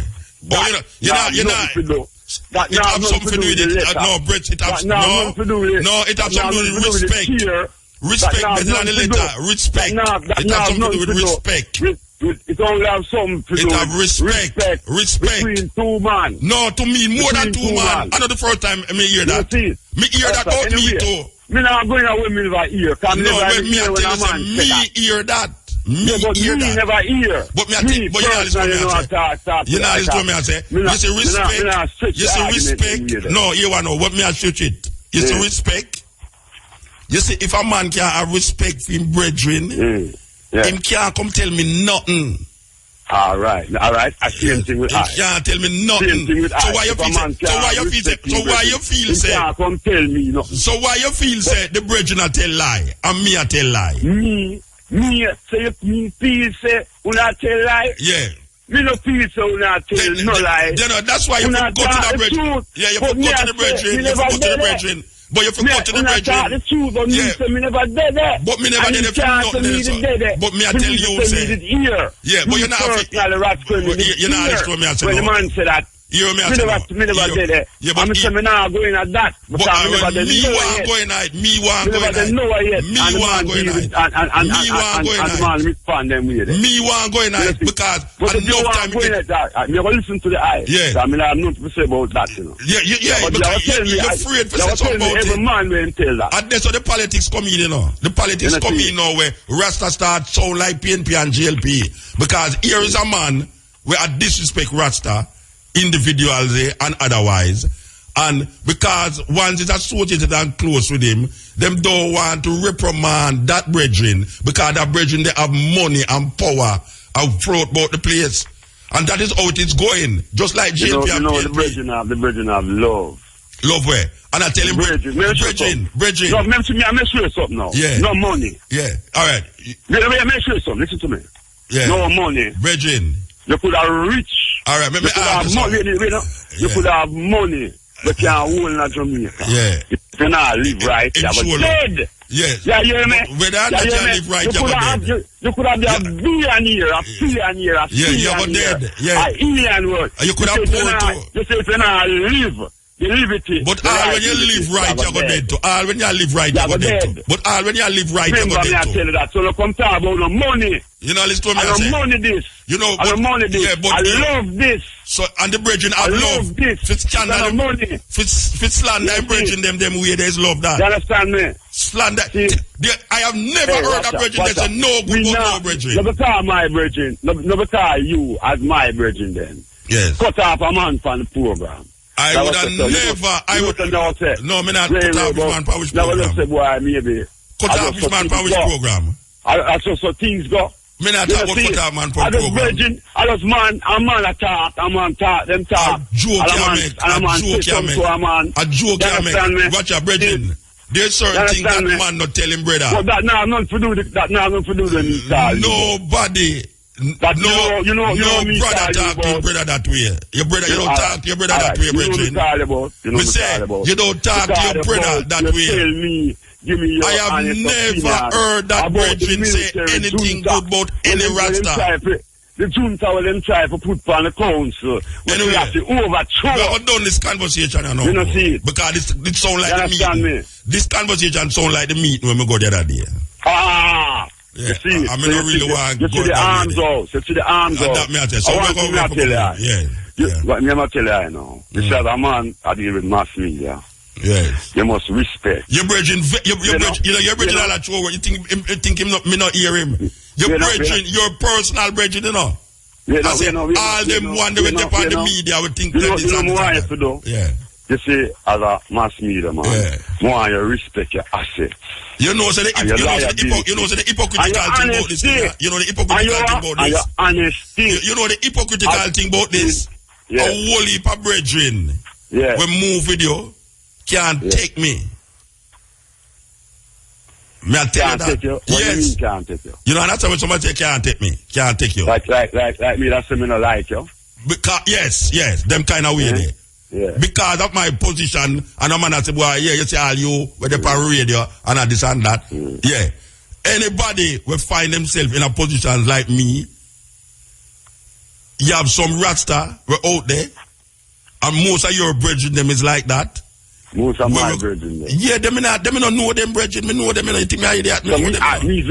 He's like my brethren. No, I never say you. I say your brethren them. I never say you. I never say you. You know, listen to me now. I never say you. You know, I say your brethren them.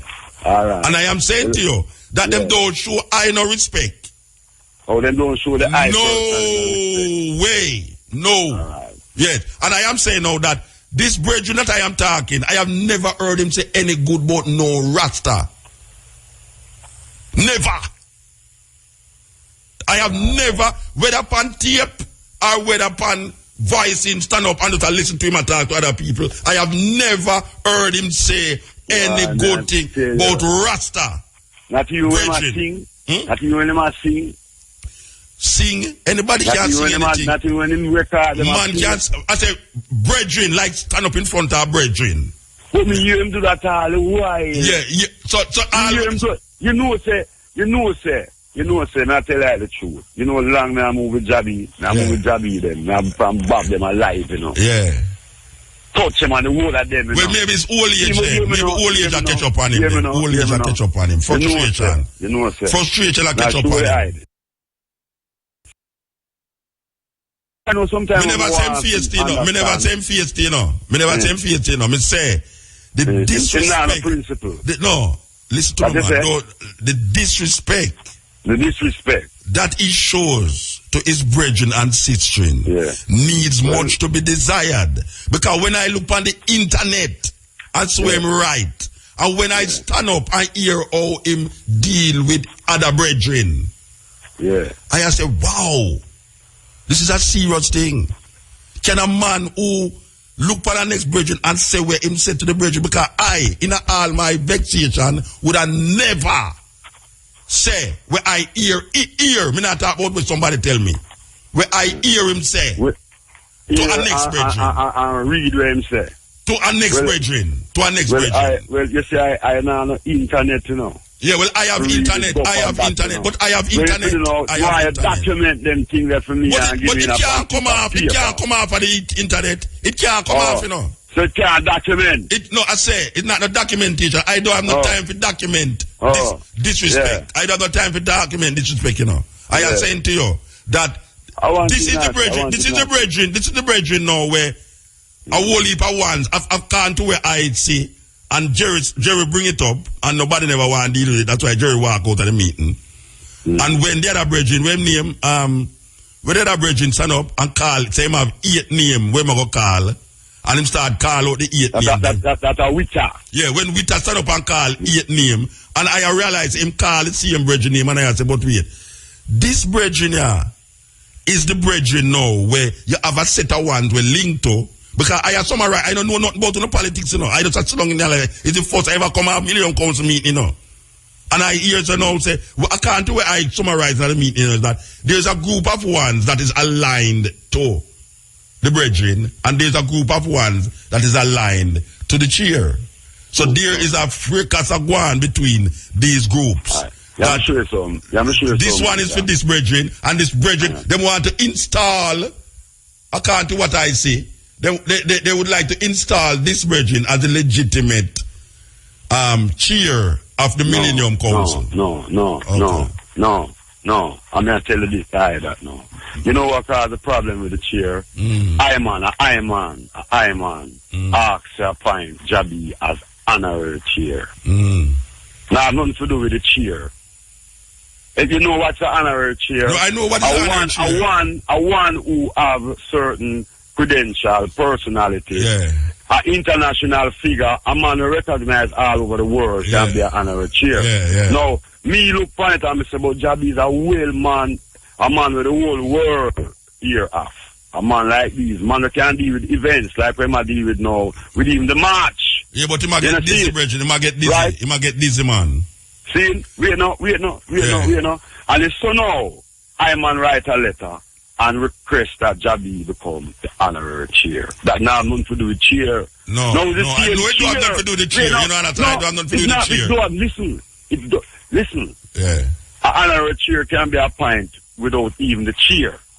Yeah. An honorary chair. All I know. All I can be an honorary chair. No, I know I've been no honorary chair. Me not talk about what you want. Not talk a man like that, you know, where rest like how you rest. Media-wise and all them things. The popular and thing, right?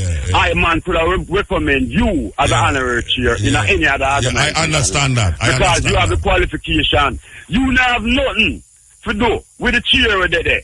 Your work different. You can't go tell she nothing. Yeah, but it don't override the chair itself because the chair is legitimate. I just start now that one believe that we was put in Bonnie there. It's not even we, you know, it's me, Kremlin, write letter and request that. I have read letters. Read letters on the internet by Bonnie. And you know what come out of that from the same chair now? That we is putting Bonnie there to get out our chair. Bonnie Wheeler says in letters on the internet that he's ready to govern Rasta.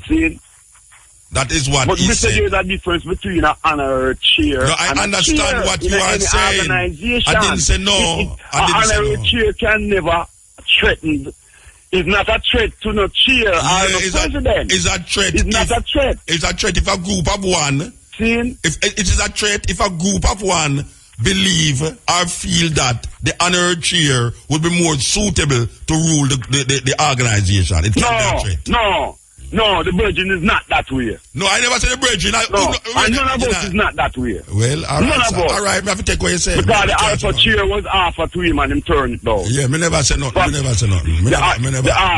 Alpha chair was offered to him. Me not disagree with the Virgin. Me not disagree with him. Him can't deal with that. Because him the man, him up and down, him movable. But I hear Bonnie Wheeler say go form a political party. You never hear Bonnie Wheeler say go form a political party. You see, you're talking about, you're going back in that history. No, because yeah, but me read just the other day where him say him ready for lead Rasta. Yeah, the lead, so that he say is a political power are the only power where you're independent. Listen to me, I say. I have email. It says you're deal with a country. It can't come out, you know. It can't come out, you know. Rasta so have to have political power to it. Look here, it can't come out. I never said no, but I had said. Rasta have to have political power, you know. I never said no, but I am saying. Right. And any man, any advocate. Yeah, so give me what you just say. Give me what you just say. Right now, Mr. Man, when I advocate for the people. It can't come off on the internet. He says that he's ready to rule Rasta. To rule Rasta. Yes, to govern or rule whatever. To rule Rasta. Man, that man that knows his imperial majesty. Bridget. Rule of Rasta man. So as somebody rule Rasta man. As somebody bogus. The man that big Rasta man. Alright. Majesty rule man. Make up put it a different way. Yeah. Make up put it a different way. Since you don't want to say rule. He's ready to lead Rasta. That sound better to you? Alright, what you say? Rasta want a leader? No, I know say that. No, it's him saying. No, here what? You say we must say rule. Alright, so I am saying, I apologize for saying rule. What it says, leader. He's ready to lead Rasta. Yeah. Yes, that is what. The letters are on the internet, it cannot come off. Yeah, alright. Then what is wrong now if I say I ready to lead Rasta? Something is wrong with that? Well, I grew up to believe Haile Selassie are the only leader. Yes, him are the only leader. Yes, that is why I didn't see. That's why I didn't think. We know. It's all of a sudden I hear Sizzla supposed to be the leader. No, Bonnie Wheeler the leader. As everybody a leader now. Man. What mean, no, man? Then Sizzla not saying much elected. Still let's say him elected, you know. Yeah, what mean, no, man? Sizzla say him elected. Yeah, man. Muta, you know me want me to talk about. You know me want to talk about. You know me want to talk about the education of the people them towards them African identity. Because these arguments is getting nowhere. Then alright, then you know so we are regular talk upon them. Yeah, me know, but you see, you know that. How long we spend. You know say black people have to go redeem themselves, going on themselves and looking at themselves. That's why we want to use the program. I know within themselves to educate the people and stop fight progress. Me want to use the program. I feel black man is liberty all, you know. I Rasta man, I look what go on in there. Yeah, every time it happens. Every time it happens. I never you turn out no different yet. I never see nothing like that turn out no different. Right. See, enmity so, the more one set I try to say, I could have a one voice. You have a next set to say no one voice a blouse and skirt. And then the other person over there so I say, who not say over there so it says and you say when him say no one voice thing. And you continue him try to mash it down. A PNP and GLP thing a go on in a Rasta. Yes, PNP and GLP thing a go on in a Rasta. See, so me I say no, that are the problem now where we are where I confront the council. Yes. The so you want to go and work out on the council thing. You go and work out on the council thing, brethren. Go and work out on the council thing. I hope that it work out in the interest of the Rasta. Forgive me. I give the nation, give the world a positive vibes on what is going on. That is what I do. That is why I do. To the eyes to the partiality. You see on the radio. Yeah. All right. If you notice, you know, is Andrea mostly deal with certain things when it come on to Rasta, you know, and I deal with certain things when it come on to, you know, education of black people, play certain tapes and all them shit. You know why? Because I refuse to get involved with these kind of thinking, this talk. I don't want to involve in it. As a Rasta, but I'm not working a Rasta program. I'm working a program in the interest of African people who want some education, and them don't have the education, them don't have the sensibility to do. That is necessary. So you see, Rasta now, that is necessary. Rasta sometimes confuse the whole issue. Because this argument has nothing to do with the liberation of black people. This argument that meeting Sunday have nothing to do with the liberation of black people. Nothing. It has that nothing to do. It has nothing to do with the liberation of black people. All right, my brother. Well, that is, you see me now, I'm satisfied with that. Yeah. No, what we there? Satisfied with that. Listen, but man, I tell you that. Yeah. You see me, you know, me give thanks would I prefer to stay in my yard and listen to some old this? Me see that. Yeah, would I prefer to stay in my yard and look at my cabbage them? People come there, sir. Would I prefer listen to me, look at my cabbage them in my yard and my cauliflower and me kill them and then go play some oldies after. But you see that to me, I can't do without that. Right. Yes. Right. I prefer to come here and play some tapes. That's why I'm here a while ago for educating people. It's not the Millennium Council call that meeting. It's Mitzi. Okay. Crew. Yes. Okay. It's Mitzi. So who is the crew? So who is the crew? Who is the crew? IV. Wita. Some more bridging. What Wita is in the Millennium Council? You know, something we recognize House of Dread. You know, we recognize the RCO, Brother Junior.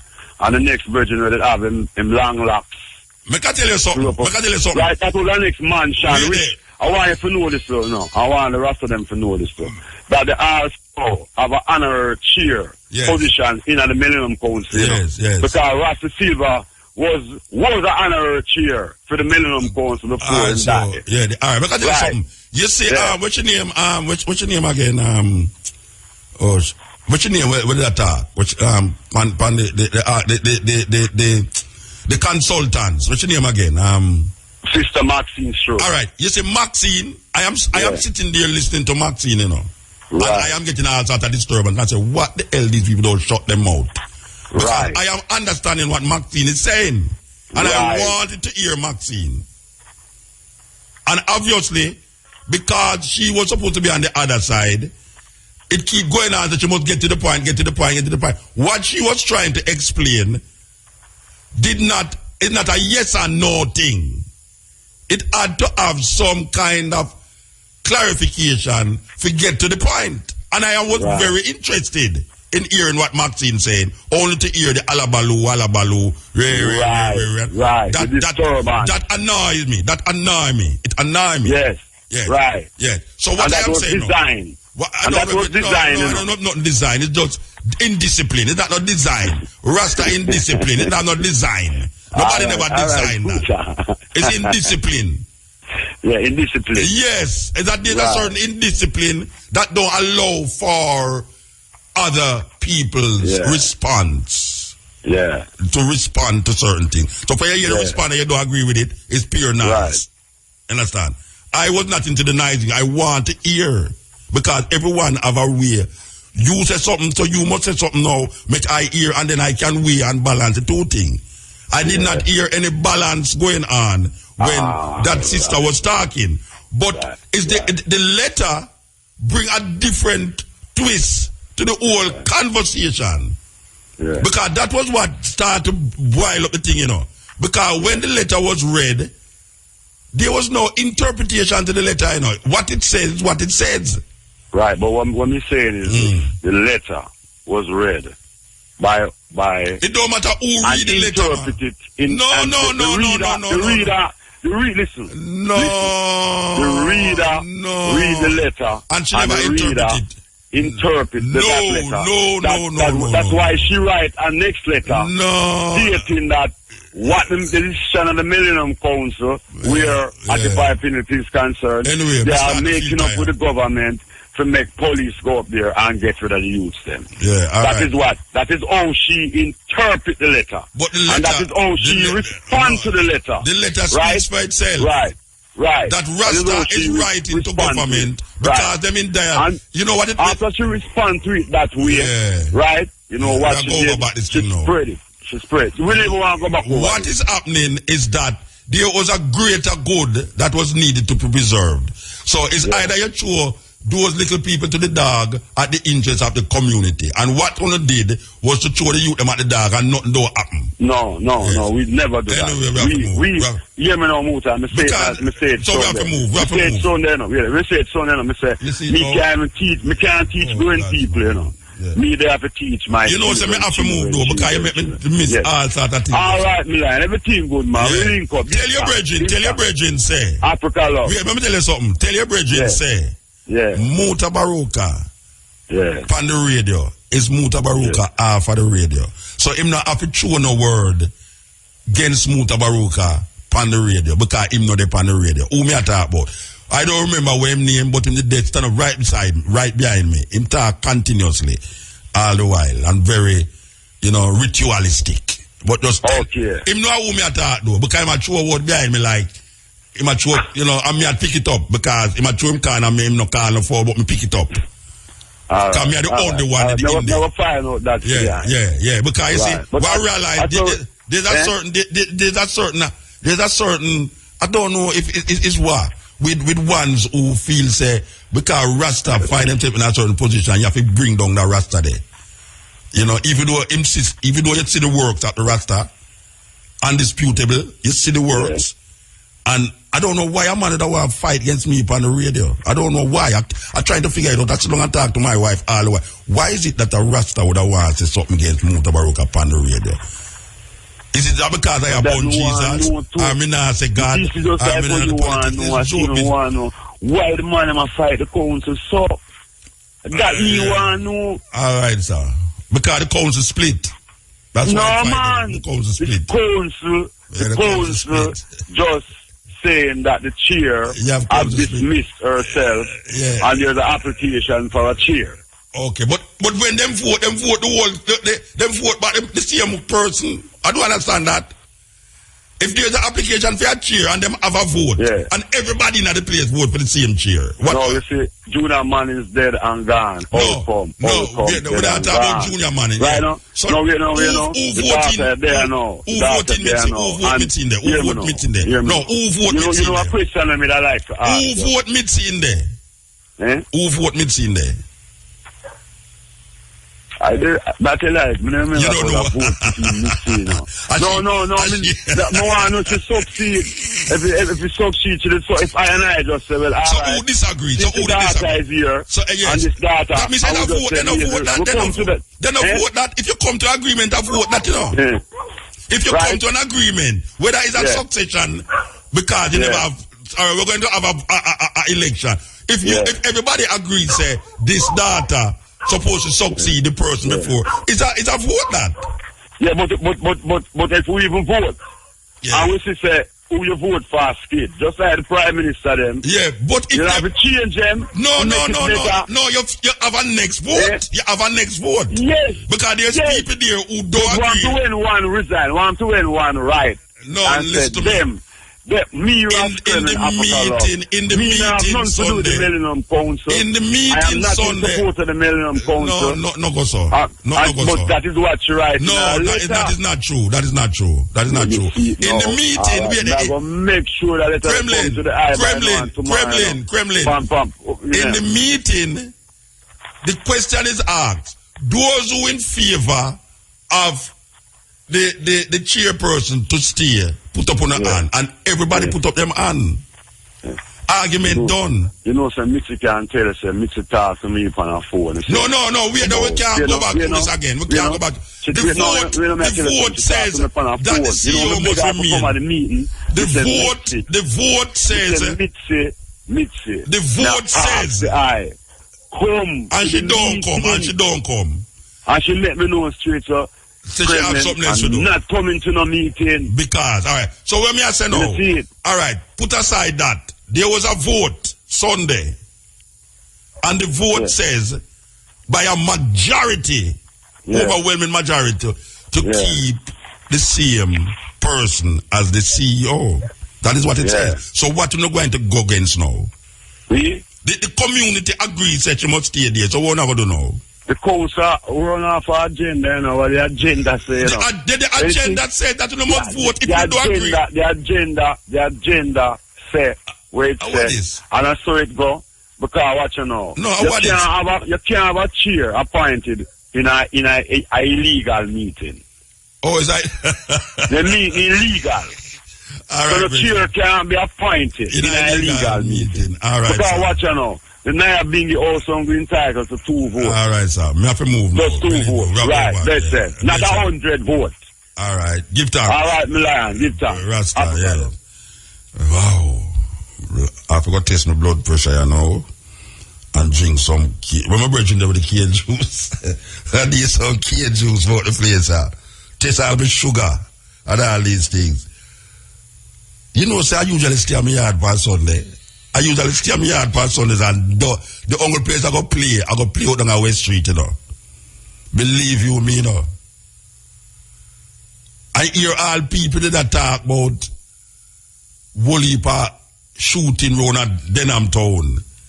And Sunday we down there and we see caveman come down there with some people, and then we see some other people come down and say, but wait. Oh, black people afraid to come down our West Street when we are playing. And we see so much white people start come down there. That means I say, wow, what is this? With all the gunshot where we are here supposed to happen. We had a wonderful party. And that is really what is my intention. That anytime I hear about the next meeting again, I go and go play a one party. Take a joke. I don't know thing after. We can look at all. At 12:44, my things get mashed up here now. We have to go play this tape. I'm still going to play the tape, you know. All we are going. The whole for advertisement, them get a lick out too. Oh gosh, man. The advertisement, them get a lick. Alright, sir.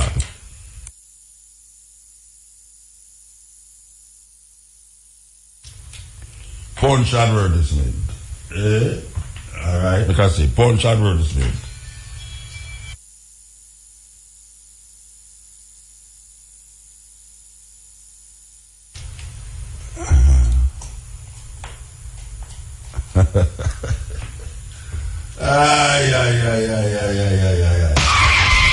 What, me alright? No, sir. That post you're running at me. And look for my car. Oh, me I go fix it. A third party insurance me have, you know. Better you worry how you go fix the government sign post. But I can tell you that when it come to your car, no worry yourself, man. Little bit of money. Check out. I bring the cane juice, come give me that. I tell you. Wow. Yes. Good night. Yeah, Mountain. Who is? I have it. Yeah, man. We're going to continue this together. Okay. All right. Yeah, but me not going to talk long like this, brother. No, you but know? me not going to give no chance to talk so long. All right. Yeah. Well, you right now, for the sake of those who are listening to the program, Mountain, I could put this thing from a look at it from a historical point of view, right? The council was set up in 2007 to represent all the different houses and mansions within Rastafari. Yeah. Now, certain individuals like the daughter Maxine. So wait, hold on. It represents different mansions of Rastafari, not Rasta in general. No, the council was made up of organization. Yeah, but you have most Rasta don't belong to an organization, so that means the council don't represent them. It all right. Represent. Well, I know I'm going to say most Rasta, but there are a lot of Rasta people who don't belong to any organization. Yeah, so I am saying that it don't represent I. All right, well, it's about the I. No, suppose me just ask you, because you say it represents the different mansions of Rastafari. Exactly. So I said to you that there's a whole heap of Rats that don't belong to no mansion of Rastafari. All right. See? Yeah, so right. Carl said they are not represented. Yeah, continue. Right? Yeah. Now, because it's the history of the council itself we are talking about now. You know? Yeah. All right. Now, each mansion and houses have 2 representatives on the council. You have individuals, like what the Virgin was explaining, Marcus, from a legal point of view. Right? What the council may do and may not do. The council have the right to employ or to ask for the assistance of 3 individuals as consultants who may not belong to any organization, house or mansion. Now, you have individuals, as it was clearly seen Sunday that you have individuals who don't belong to any organization who hold position where it's more than 3 of them will have position. So who allowed that to happen? Who allowed that to happen? Because the council, how it was set up in 2007. Right? And the point I have said that you have more than 3 individuals. And it was not a member of any organization. Of any organ. So I ask you, how the council allowed that to happen? The members of the council. Yes. Right, over a period of time, allow that to happen. And the point is, you have, for example, the 12 tribes of Israel. Yes. You have the Nyabingi house. You have the School of Vision. You have House of Jed. Yeah, etc., etc., etc. Right, but you have representatives, for example, from the 12 tribes, from the Nyabingi, and from School of Vision, right, who are there. You have individuals now on the other side who don't belong to any organization. Yes. Right, I don't have to call them in. Don't belong, I don't represent. Right, who don't belong to any organization. Yes, like which one? Yet they are there on the council. Yeah. Now, Mitzi, being chairperson. Yes. Right, there was a letter that was sent out as I'm supporting the removal of these youth. Which youth? Being a part of you mean the Occupy youth them? Right, Occupy Pinnacle. Yeah. Right? When I heard about this letter that was going out, and I know that the Nyabingi house don't support that idea, don't support the idea of moving these youth. The Nyabingi house. Right. Right? I called Mitzi because it was going out under the basis of desecration of Nyabingi Tabernacle. Yes. That letter was signed by Bobo Greg. Okay. I called Greg and I asked him before he put out that letter, did he consult with the Nyabingi individuals or outstanding individuals within the Nyabingi house? Yes. No. I must ask Irie. I say Irie is one individual from the Nyabingi house. You didn't consult I, being co-chair of the administrative council. Mitzi is one of I representative from the Nyabingi house and is chairperson for the Millennium Council. Garth wasn't contacted, and other individuals within the Nyabingi house was not contacted. Yet they went ahead and put out this letter. So I am Mitzi Reason, and I'm Mitzi Reason with other individuals. I say, Mitzi, you have to put out something in order to distance yourself from that letter, in order that individuals out there don't feel that you are in support of a letter like that. All right. In the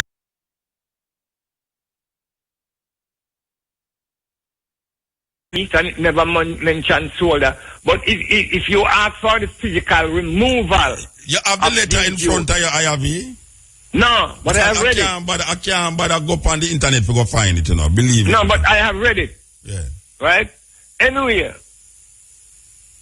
Mitzi put out that letter after consulting not just with I, nor other individuals within the Bingi house, but with also a legal team representing Rastafari.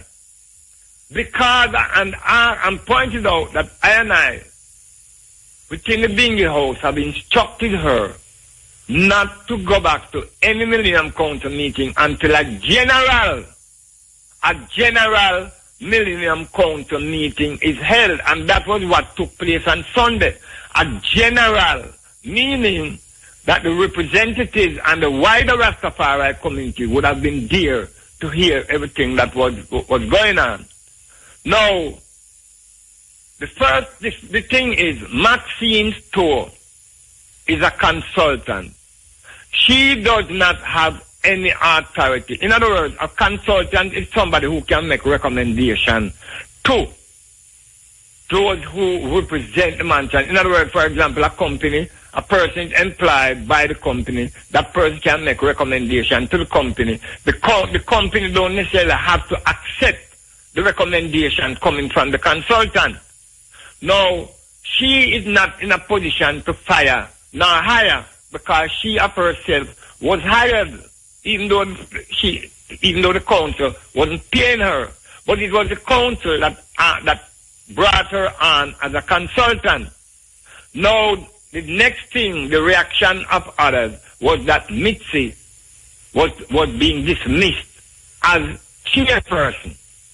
Now, these individuals don't have the authority and they don't have the right to dismiss anybody as chairperson. Now, I listen Kremlin, and Kremlin was saying he is the one who wrote a letter recommending that Jabi Boniwela be honorary chair. Things don't go like that, Muta. If somebody recommends that certain things being done, then the representatives from the Millennium Council, from the different mansions, would have to meet and decide whether this person should be an honorary chair or should not be an honorary chair. These individuals came down to the Pickford Nyabingi Center in November, and I pointed out that to them, that you don't go about doing things in that way as if you have the authority and you have the right to do what you want to do. You don't do things like that. You consult the community. You communicate and you dialogue with the community, and the community meets and takes decision.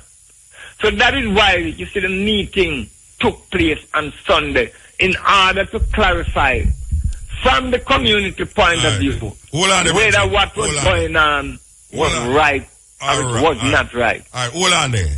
Me just go up on the internet a while ago and find the letter. So, it's terrible to do it, but me have to really read the letter where it was sent to the signed people them who depend it. Make up get this computer here correctly set up yourself to read this letter here. Alright. So, me have to read the letter will come in my email. The subject is the desecration of the Nyabingi Tabernacle at Pinnacle from the Ethio-Africa Millennium 2000 at Gmail to Burchell Whiteman, Rupert Lewis,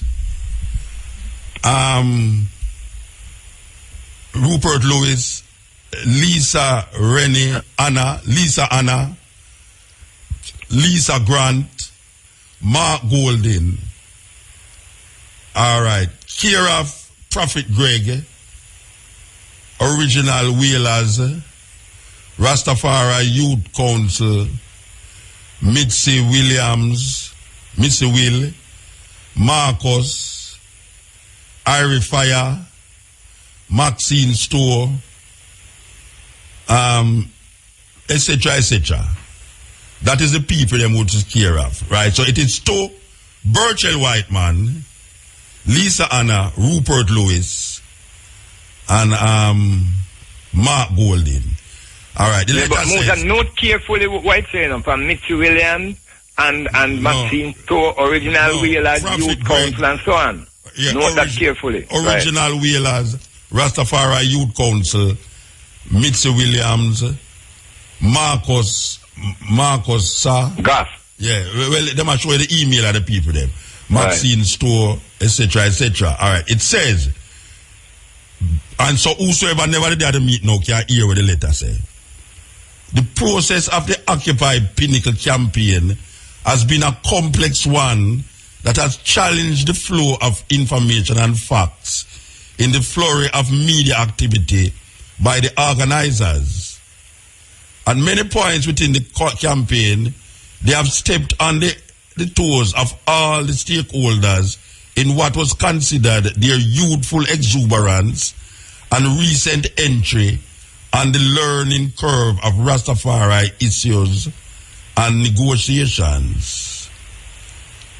It was understood that prior to this campaign emergence, there was a developing schism coming out of the entry of the Leonard Howell Foundation, and in particularly and underground representative Sister Odesh in relation to the Spanish town Nyabingi House that has been at the front of the struggle for Pinnacle since 1996. A hostile representation from the Leonard Oil Foundation has been marginally determined by her personality and representation, as while the inclusion of the oil family rights was encouraged and welcomed by the Nyabingi House and the RMC, the complex nature of the negotiations triggered a court case, as while the Nyabingi House and the RMC was related to Rastafari heritage rights in its collective form, the oil family related to the family rights, while the oilite community in Tredegar Park are referred to in the evidentiary nature, they are not distinctly represented by the Leonard Oil Foundation. This is born, but even in the court case, as they were never named nor brought as witness therein. The Rastafari Millennium Council emergence in 2007 brought representational issue through the council as a collective entity that would have to oversee and be responsible for the Rastafari heritage rights in its collective form and representation. That incorporated the oil family rights based on an internal and external process, with the court case not determining anything in of the oil family rights. The issue remained concurrent and active with the Rastafari heritage rights. At this writing, we stand to be corrected in relationship to the oilites, but it is our clear understanding that the community was now centered in Tredegar Park and were not named to be included in the case as to the land and the communal rights to be distributed to them. It may be that in the appeal to this case, the oilites are to be included as reference has been made to the Ethiopian Salvation Society, being named in the appeal evidence, but not in the public court papers to date. Indicates this. The eviction notice from the court was related to the Nyabing House, who has constructed a tabernacle on the lands and been holding Nyabing celebrations since 1996, in and around June 16th, as Leonard Oil birthday and the oil family rights, which was principally related to Sister Adesh in the last 2 or so years building a structure and the premises. Within the history of Sister Adesh being on the property physically, the confrontation now physically grew principally with herself and members of the Spanish Town Nyabing House, wherein she single-handedly started to negate the Nyabingi order right of heritage to be displayed there. The position was taken specifically stating that only the playing of the Kumina drums and related chanted could be held, and where other rules of the Nyabingi order concerning the use of the tabernacle and sacred space was put to challenge. Seeing a physical confrontation brewing, the Nyabingi House of Spanish Town withdrew their annual celebration there and were instead to Tredegar Park since 2012. The Nyabingi Tabernacle remains a sacred space, ownership and governance of the Nyabingi Order.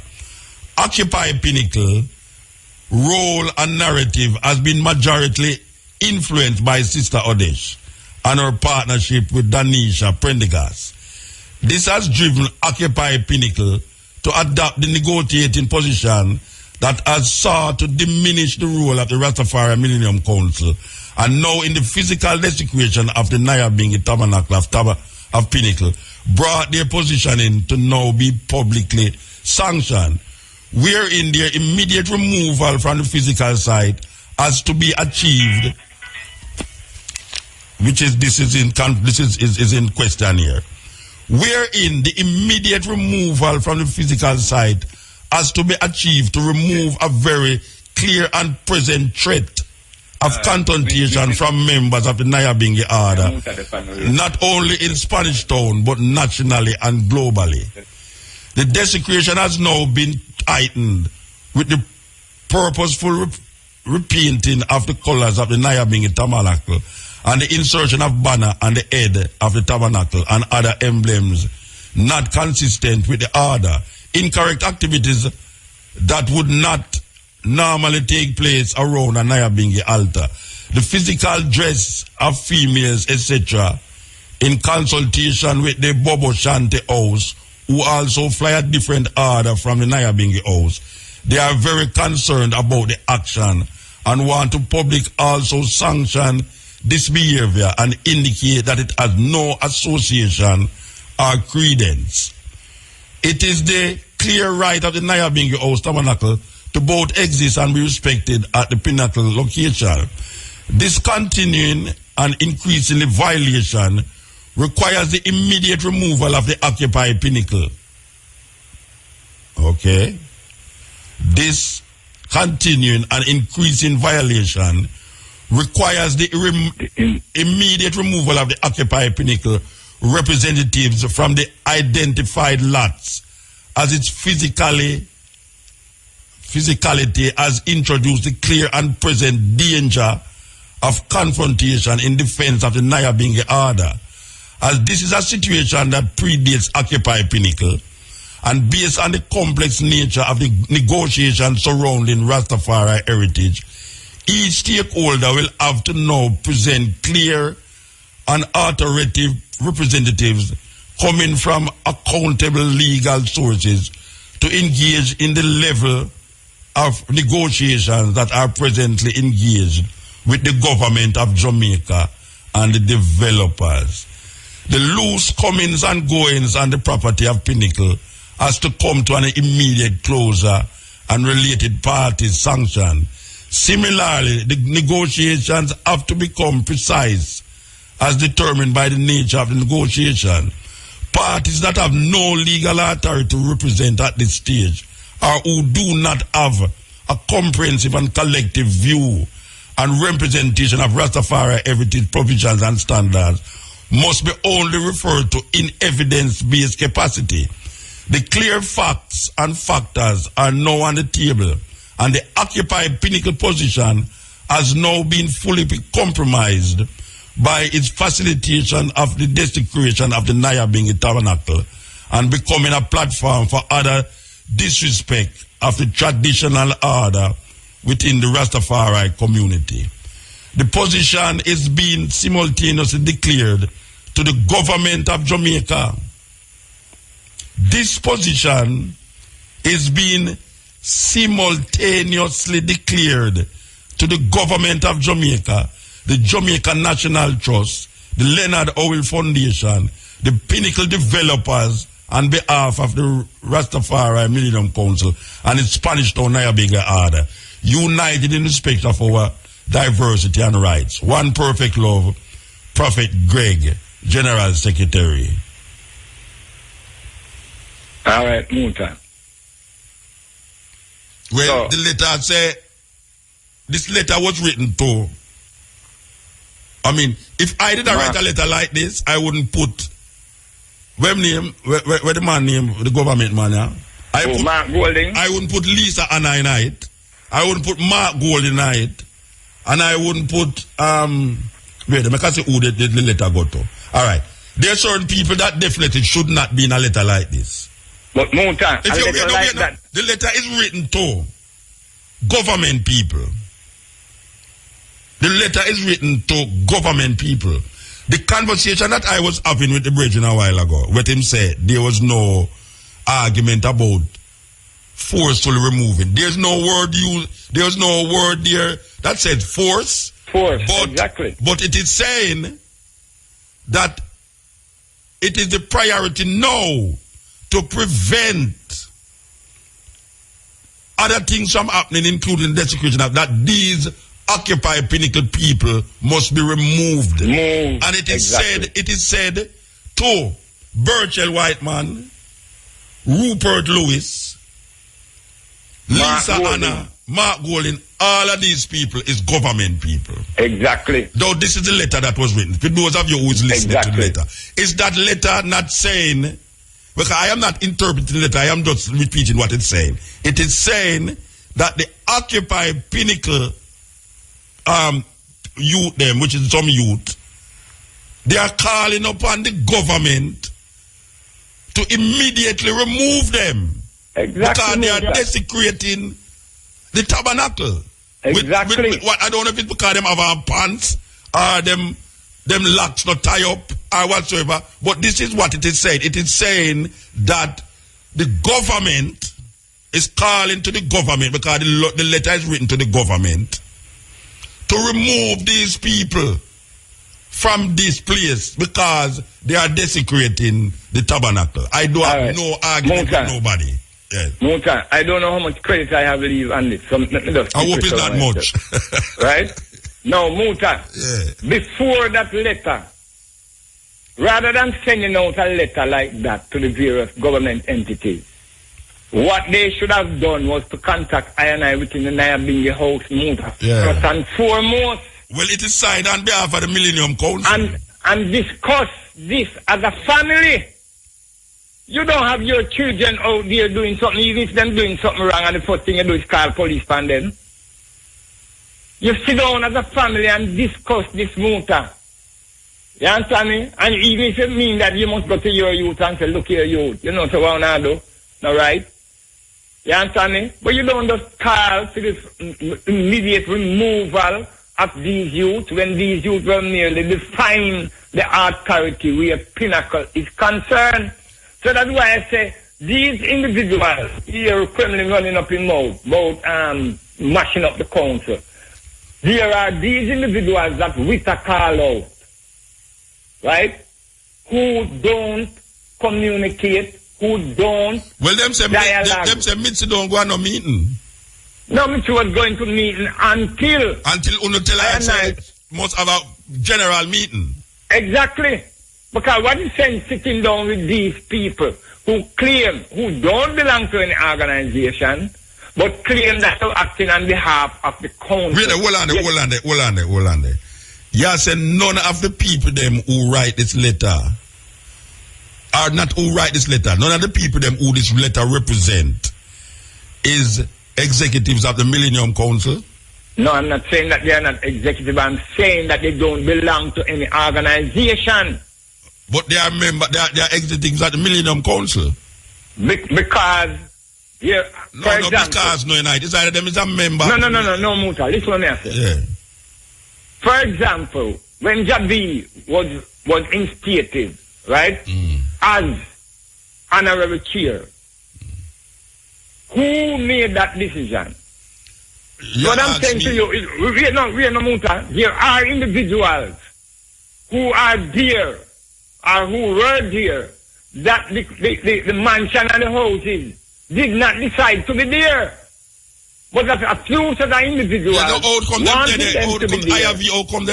How come them dead? Muta, just like how Kremlin said, him write a letter recommending that Bunny, right, be honorary chair. I am saying to you, Muta, that this was not brought to the wider community to decide on. Okay. Neither but the executive. It wasn't to the executive, like the chair, whatsoever one it is. It wasn't. No, it wasn't to the broader community, Muta. It wasn't to the representatives of the various mansions. Okay, you mean like Feagan? It wasn't brought to Feagan. No, Feagan admits him never, but Feagan said never had nothing to do with it. Yeah. The Bingy House had nothing to do with it. Okay. It's just that these individuals who don't belong to any organization, who came about through the same process. Then Bobo Greg no member the Black International Congress. No, the Black International Congress is not a part. They are only observer. Oh, they're not a part of the organization. No. And that is why, even when Greg said he was from EAIBC, remember we asked each individual to state what house they represent. Yeah, I never said represent no house. No. Even the daughter named Sudan who came up, she represents all Rastafari. Yeah, well, that is stupidity. Yeah.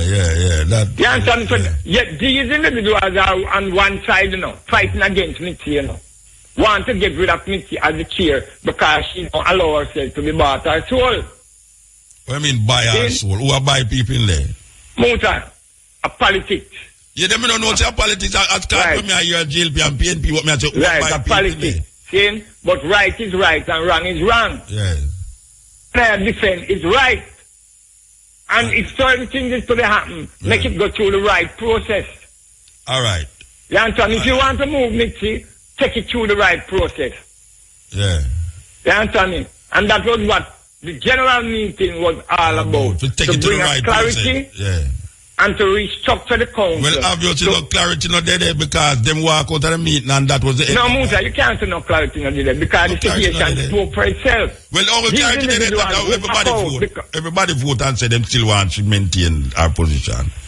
Yeah. That is a so clarity. These individuals, because them couldn't have no way, they walk out. Yeah. So the fact that them walk out of them position. Okay. Because if there were individuals who say, boy, at least the community speak and that's a maybe them walk out because of the aggression against them. Because the fire did have to burn Muta. No, but you see, no, that may I say, the fire did have to burn here, but right now not a burn fire against Rasta. Where I say, when me hear, when me see... Then bring it on himself, you know. No, you can't bring fire upon yourself, brethren. If you're in a meeting and there's two sides, you accuse somebody or something, the person must be able to get up and defend themselves. What I saw there was no defense of self by the so-called other side. It's pure accusations and ball out loud and shout. Even Denisha, little fine Denisha, get up for attack. That's weird. How after Denisha? No, but somebody broke car. Yeah. Yeah, that could be realistic. Realistically, no fire should be burning against no Rasta in there. Or don't need to come to applicable understanding. What goes around, look here, Muta. Yeah. That could be realistic and honest. What goes around, comes around. So what goes around? Wait, no, Muta. Yeah. Now, here is a set of individuals who don't belong to no organization. Yes. Right? Want to get rid of Mitzi being the chairperson of the Millennium Council, who is a representative of the Nyabingi House.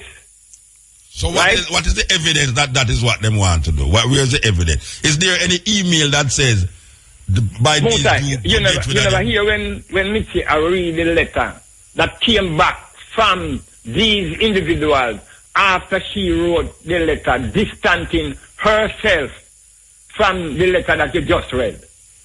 Where the letter come back and say? The letter come back and saying that she, by her absence, by she not going to these meetings, she has automatically dismissed herself from the council. Is that in the bylaws of the Constitution of the Millennium Council? No, they don't have the right. No, I just asked you because him said no law no dead if it said that. So I asked you now. No. Is there a law in the council that say if they head miss 10 meeting, 4 meeting, 5 meeting? I am saying no, Muta. There's no law like that. No. Because she wrote respectfully saying she would not be coming back to any meeting until a general meeting is being held to clarify the whole thing. And the advice of UNO, and UNO advised that. Yeah. Okay. Right? Especially from the Nyabingi House and along with the legal counsel. And was 12 tribe part of that? No, Mitzi. No, Muta. We're talking from a Nyabingi point of view. Yeah, but but she represent the 12 tribe too. Yes, but listen. So it's over the Nyabingi. It's always over the Nyabingi house. Muta, she's there as a Nyabingi representative, you know. She's not there as 12 tribe representative. You know? No, I know, but you see, she represents 12 tribe. But she's chairperson for the council, which has 12 tribe as a part of it. Yeah, so if who is advising her? Advising her. The Nyabingi house. The Nyabingi house and the legal council. Which is GAF. Not just GAF, you have Kwasi. Okay. Right? The lawyer part, okay. Yeah, you have a legal team. Okay. Right? So in other words, to bring us clarity, to get the community involved, rather than having this tug of war going on between Mitzi and 12 tribe and Nyabingi representatives on one side, right? And these individuals who don't belong to any organization on the other side. Because I hear Kremlin attack, you know, Muta. If find somebody in a Kremlin organization because the judge is Nyabingi, enough somebody in there, because when I have a meeting, I never see Kremlin with more than 2, somebody him and one next someone. Right? Yeah. So we are talking about dealing with the facts, dealing with the truth, dealing with things how it's supposed to go, and not how a set of individuals want it to go. All right, may I ask you a question? Is the Rastafari community fighting for Pinnacle for the family of Oil? Or is it fighting for Pinnacle for the community? Rastafari? Yeah. Is that what you're asking? Yes. Both. Because what it seems to me is that there's a third party in this thing, which is the Owelite? The Owel Foundation, which is the speaker of Sister Odesh. It seems as if Sister Odesh is not with the argument about being a Rastafari community, but must be put back in the hands of the family of the Owel, of Leonard Owel. That is what I am gathering from what I am from gathering. The letter. Not only from the letter, but based upon of this. I'm thinking that what I am recognizing is that Sister Odesh is fighting for the family. And because the youth them don't have the sensibility of the whole thing, they are fighting for the Rastafari community, but under the auspices of Sister Odesh. Yeah, well, here, no. Odesh is a Guyanese. He's from Guyana, living here, right? Yeah. Being a part of the, because the original thing under where Howell did come, when Howell established his foundation, with the Ethiopian Salvation Society. Mm-hmm. Right? Now, there is certain amount of arrogance, to be honest, being displayed by Odesh toward the Rastafari community. Right? But at the same time, as a family, Miguel has done a lot of mediation, right? Where the unification, Monty being the son of Howell, so a lot of unification was taking place, a lot of through the mediation of Miguel especially. Yeah. Right? So, given time, Muta,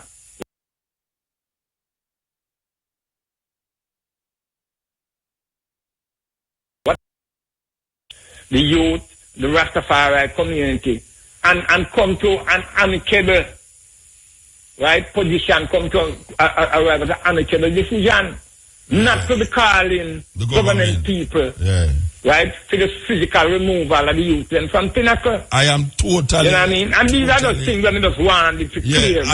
You're cleared up, and I am reading the letter. I am saying that Occupy Pinnacle... not what I am saying, but this is a part of it that strike I. Occupy Pinnacle role and narrative has been majorly influenced by Sister Odesh and her partnership with Donisha Prendergast. This has driven Occupy Pinnacle to adopt the negotiating position that had sought to diminish the role of the Rastafari Millennium Council, and now in the physical desecration of the Nyabingi Tabernacle at Pinnacle, brought their positioning to now be publicly sanctioned, wherein their immediate removal from the physical side has to be achieved to remove a very clear and present threat of confrontation from the members of the Nyabingi Order, not only in Spanish Town, but nationally and globally. And that is a big lie to you, no, I don't see how these youth going to create a problem nationally and internationally when we recognize that we agree with the youth them to occupy the place. As a matter of fact, that occupied space but did not start with the youth them. It never started with the youth them. It started with the Nyabingi house. I mean, it started with the Nyabingi house. No, the first of someone. Even in the letter stated 1996. But the occupied Pinnacle? No, the Pinnacle, the first type of activities that started in 1996. Occupy Pinnacle, the idea of occupying Pinnacle, so as to prevent more development from going on. That argument, that the reason why the youth them occupy Pinnacle, you know, is to take a stand against the developers. Yeah, to defy. The developers. Yeah. I am saying that. And to defy the government, that certain aspect, a certain entity within the government was siding with the developers. Yes. Because as you know, within the Ministry of Culture, who commanded the way and who occupied this and that, and they don't know that. You understand me? But you see, truth and right, and family don't take them things out there in the street in the motor. Yeah, well, as I said now, brethren, the gremlin, even though this letter never mentioned police, but if you talk about the youth, them as clear and present danger and the immediate removal from the physical. What are you saying? Are you talking to the government? You don't have to bring police in. You don't have to call police name in it. No. If you write a letter to the government saying that these youth is a clear and present danger to the tabernacle up there, and they must be removed immediately. It don't have. You don't have to say police. You don't have to say force. Because whatever say remove them. Yeah. So it's that way I say. So yeah. The letter stand. That's why I'm saying the honesty and the fact of the matter. This old Kremlin never did want to admit, say, yeah, this is what they must say. Now, they not beat out and go on and come on, you know. Can sit down there and listen, you know. You understand me? But the truth is to be done. But most of them are going, but here what happen now?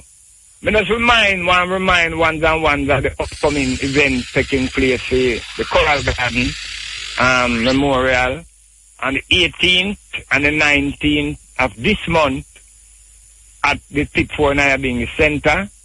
And I just want to remind ones and ones in Western Jamaica that on Sunday, the 13th, the second monthly meeting of the Westmoreland Hemp and Ganja Farmers Association will be held at NX3 Land in the Grill. And this is something where I as Rastafari and grassroots people have to come together and defend Muta. So, give thanks.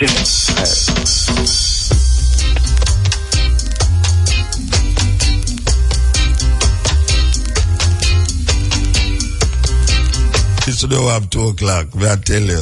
There's a lucky thing, say, the radio station and the program can be defined by normal way of broadcasting. That we're unorthodox, believe you me. More from 2 to 5:45 on the Stepping Razor, the art of war. Different program. Can I repeat? Different program. As my brethren say, Chad say, me not joke. IRFM, me not joke. Trust me, a different program, little more. You heard me correctly. Calling before the program done, I will take the call. But I just tell you, say, tonight is one program. Tomorrow, little more is a different program. I'm going to repeat that again. Tonight is one program. Tomorrow is a different program. Play the next tune. The next tune, I'm forced to play it. That motor. Yes, Cotton Edge. You know, by just listening to the reason, brethren, we feel a way, you know. I don't think they go and hire. You know, when we look at the Millennium Council now, it looks like it's a whole of infiltration from the government, brethren. Like them control that the organ and the whole thing. And them just put someone in position just to black things and a whole for contention and nothing and go on. Brethren, just go on their work. Yeah, well, your phone cut out, but that me go and do, you know, believe you me. That me go and do. Go and do my work. You see, my work. All right. I tell a man about my work. So, a man could have criticized a little more. Well, Muta would like hear more about last year, you know. Muta, you have to talk more about Rasta things, you know. And, look, guy can't dictate to me what to do on this program, yeah. Because the owner them never dictate to me what to do on the program. So me do what me want to do on the program. You understand? I see them whole heap of thinking the talk there. It not benefit me nor the black people them when we are trying to liberate. That's so it go. Straight, you know. Yeah, man, in all of this, we are going to get it straight. Rastafari, I would say, we all get it straight. Because we are coming with so much baggage that eventually we have to shed them baggage. We all get it straight. Yeah, man, I have no doubt about it. We're going to get it straight. This love of mine is gonna set my soul on fire. For it's my one desire.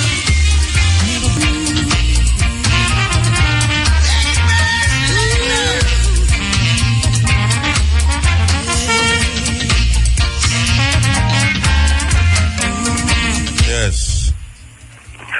Muta. Blessed. Yeah, man, I'm Mandingo, man. At last, we get through. Yeah, black reason.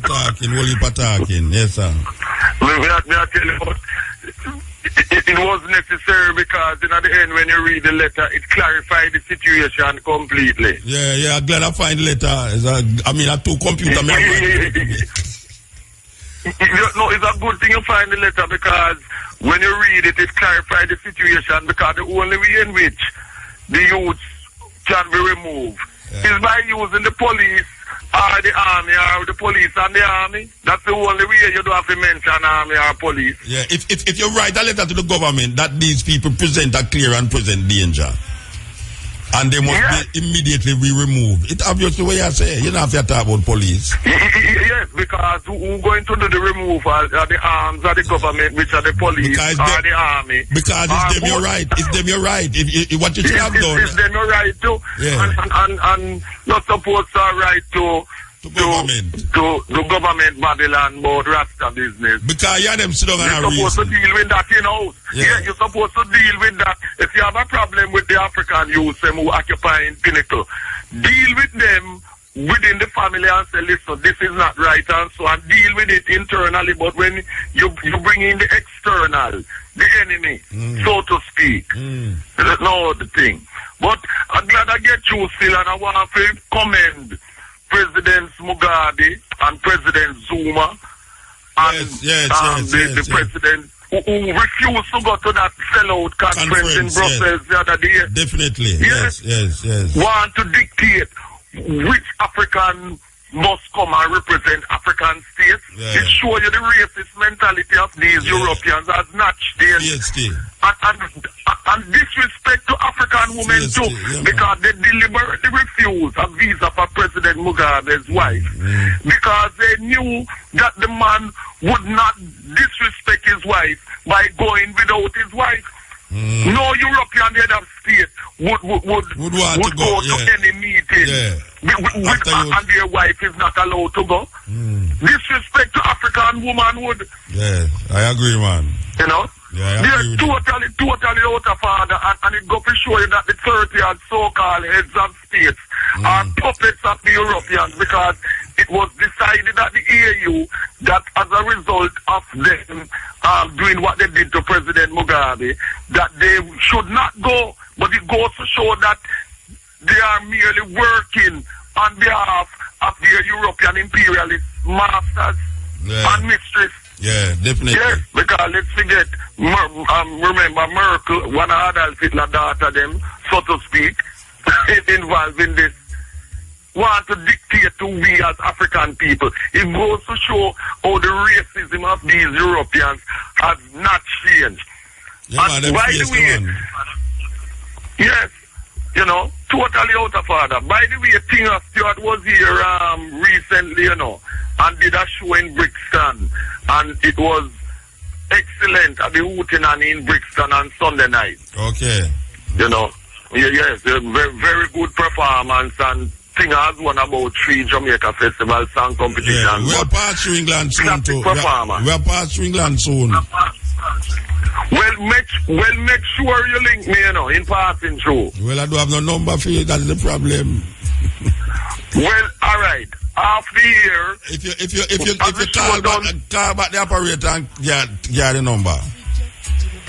All right, how we do that then? See? All right, better. And thing. You know.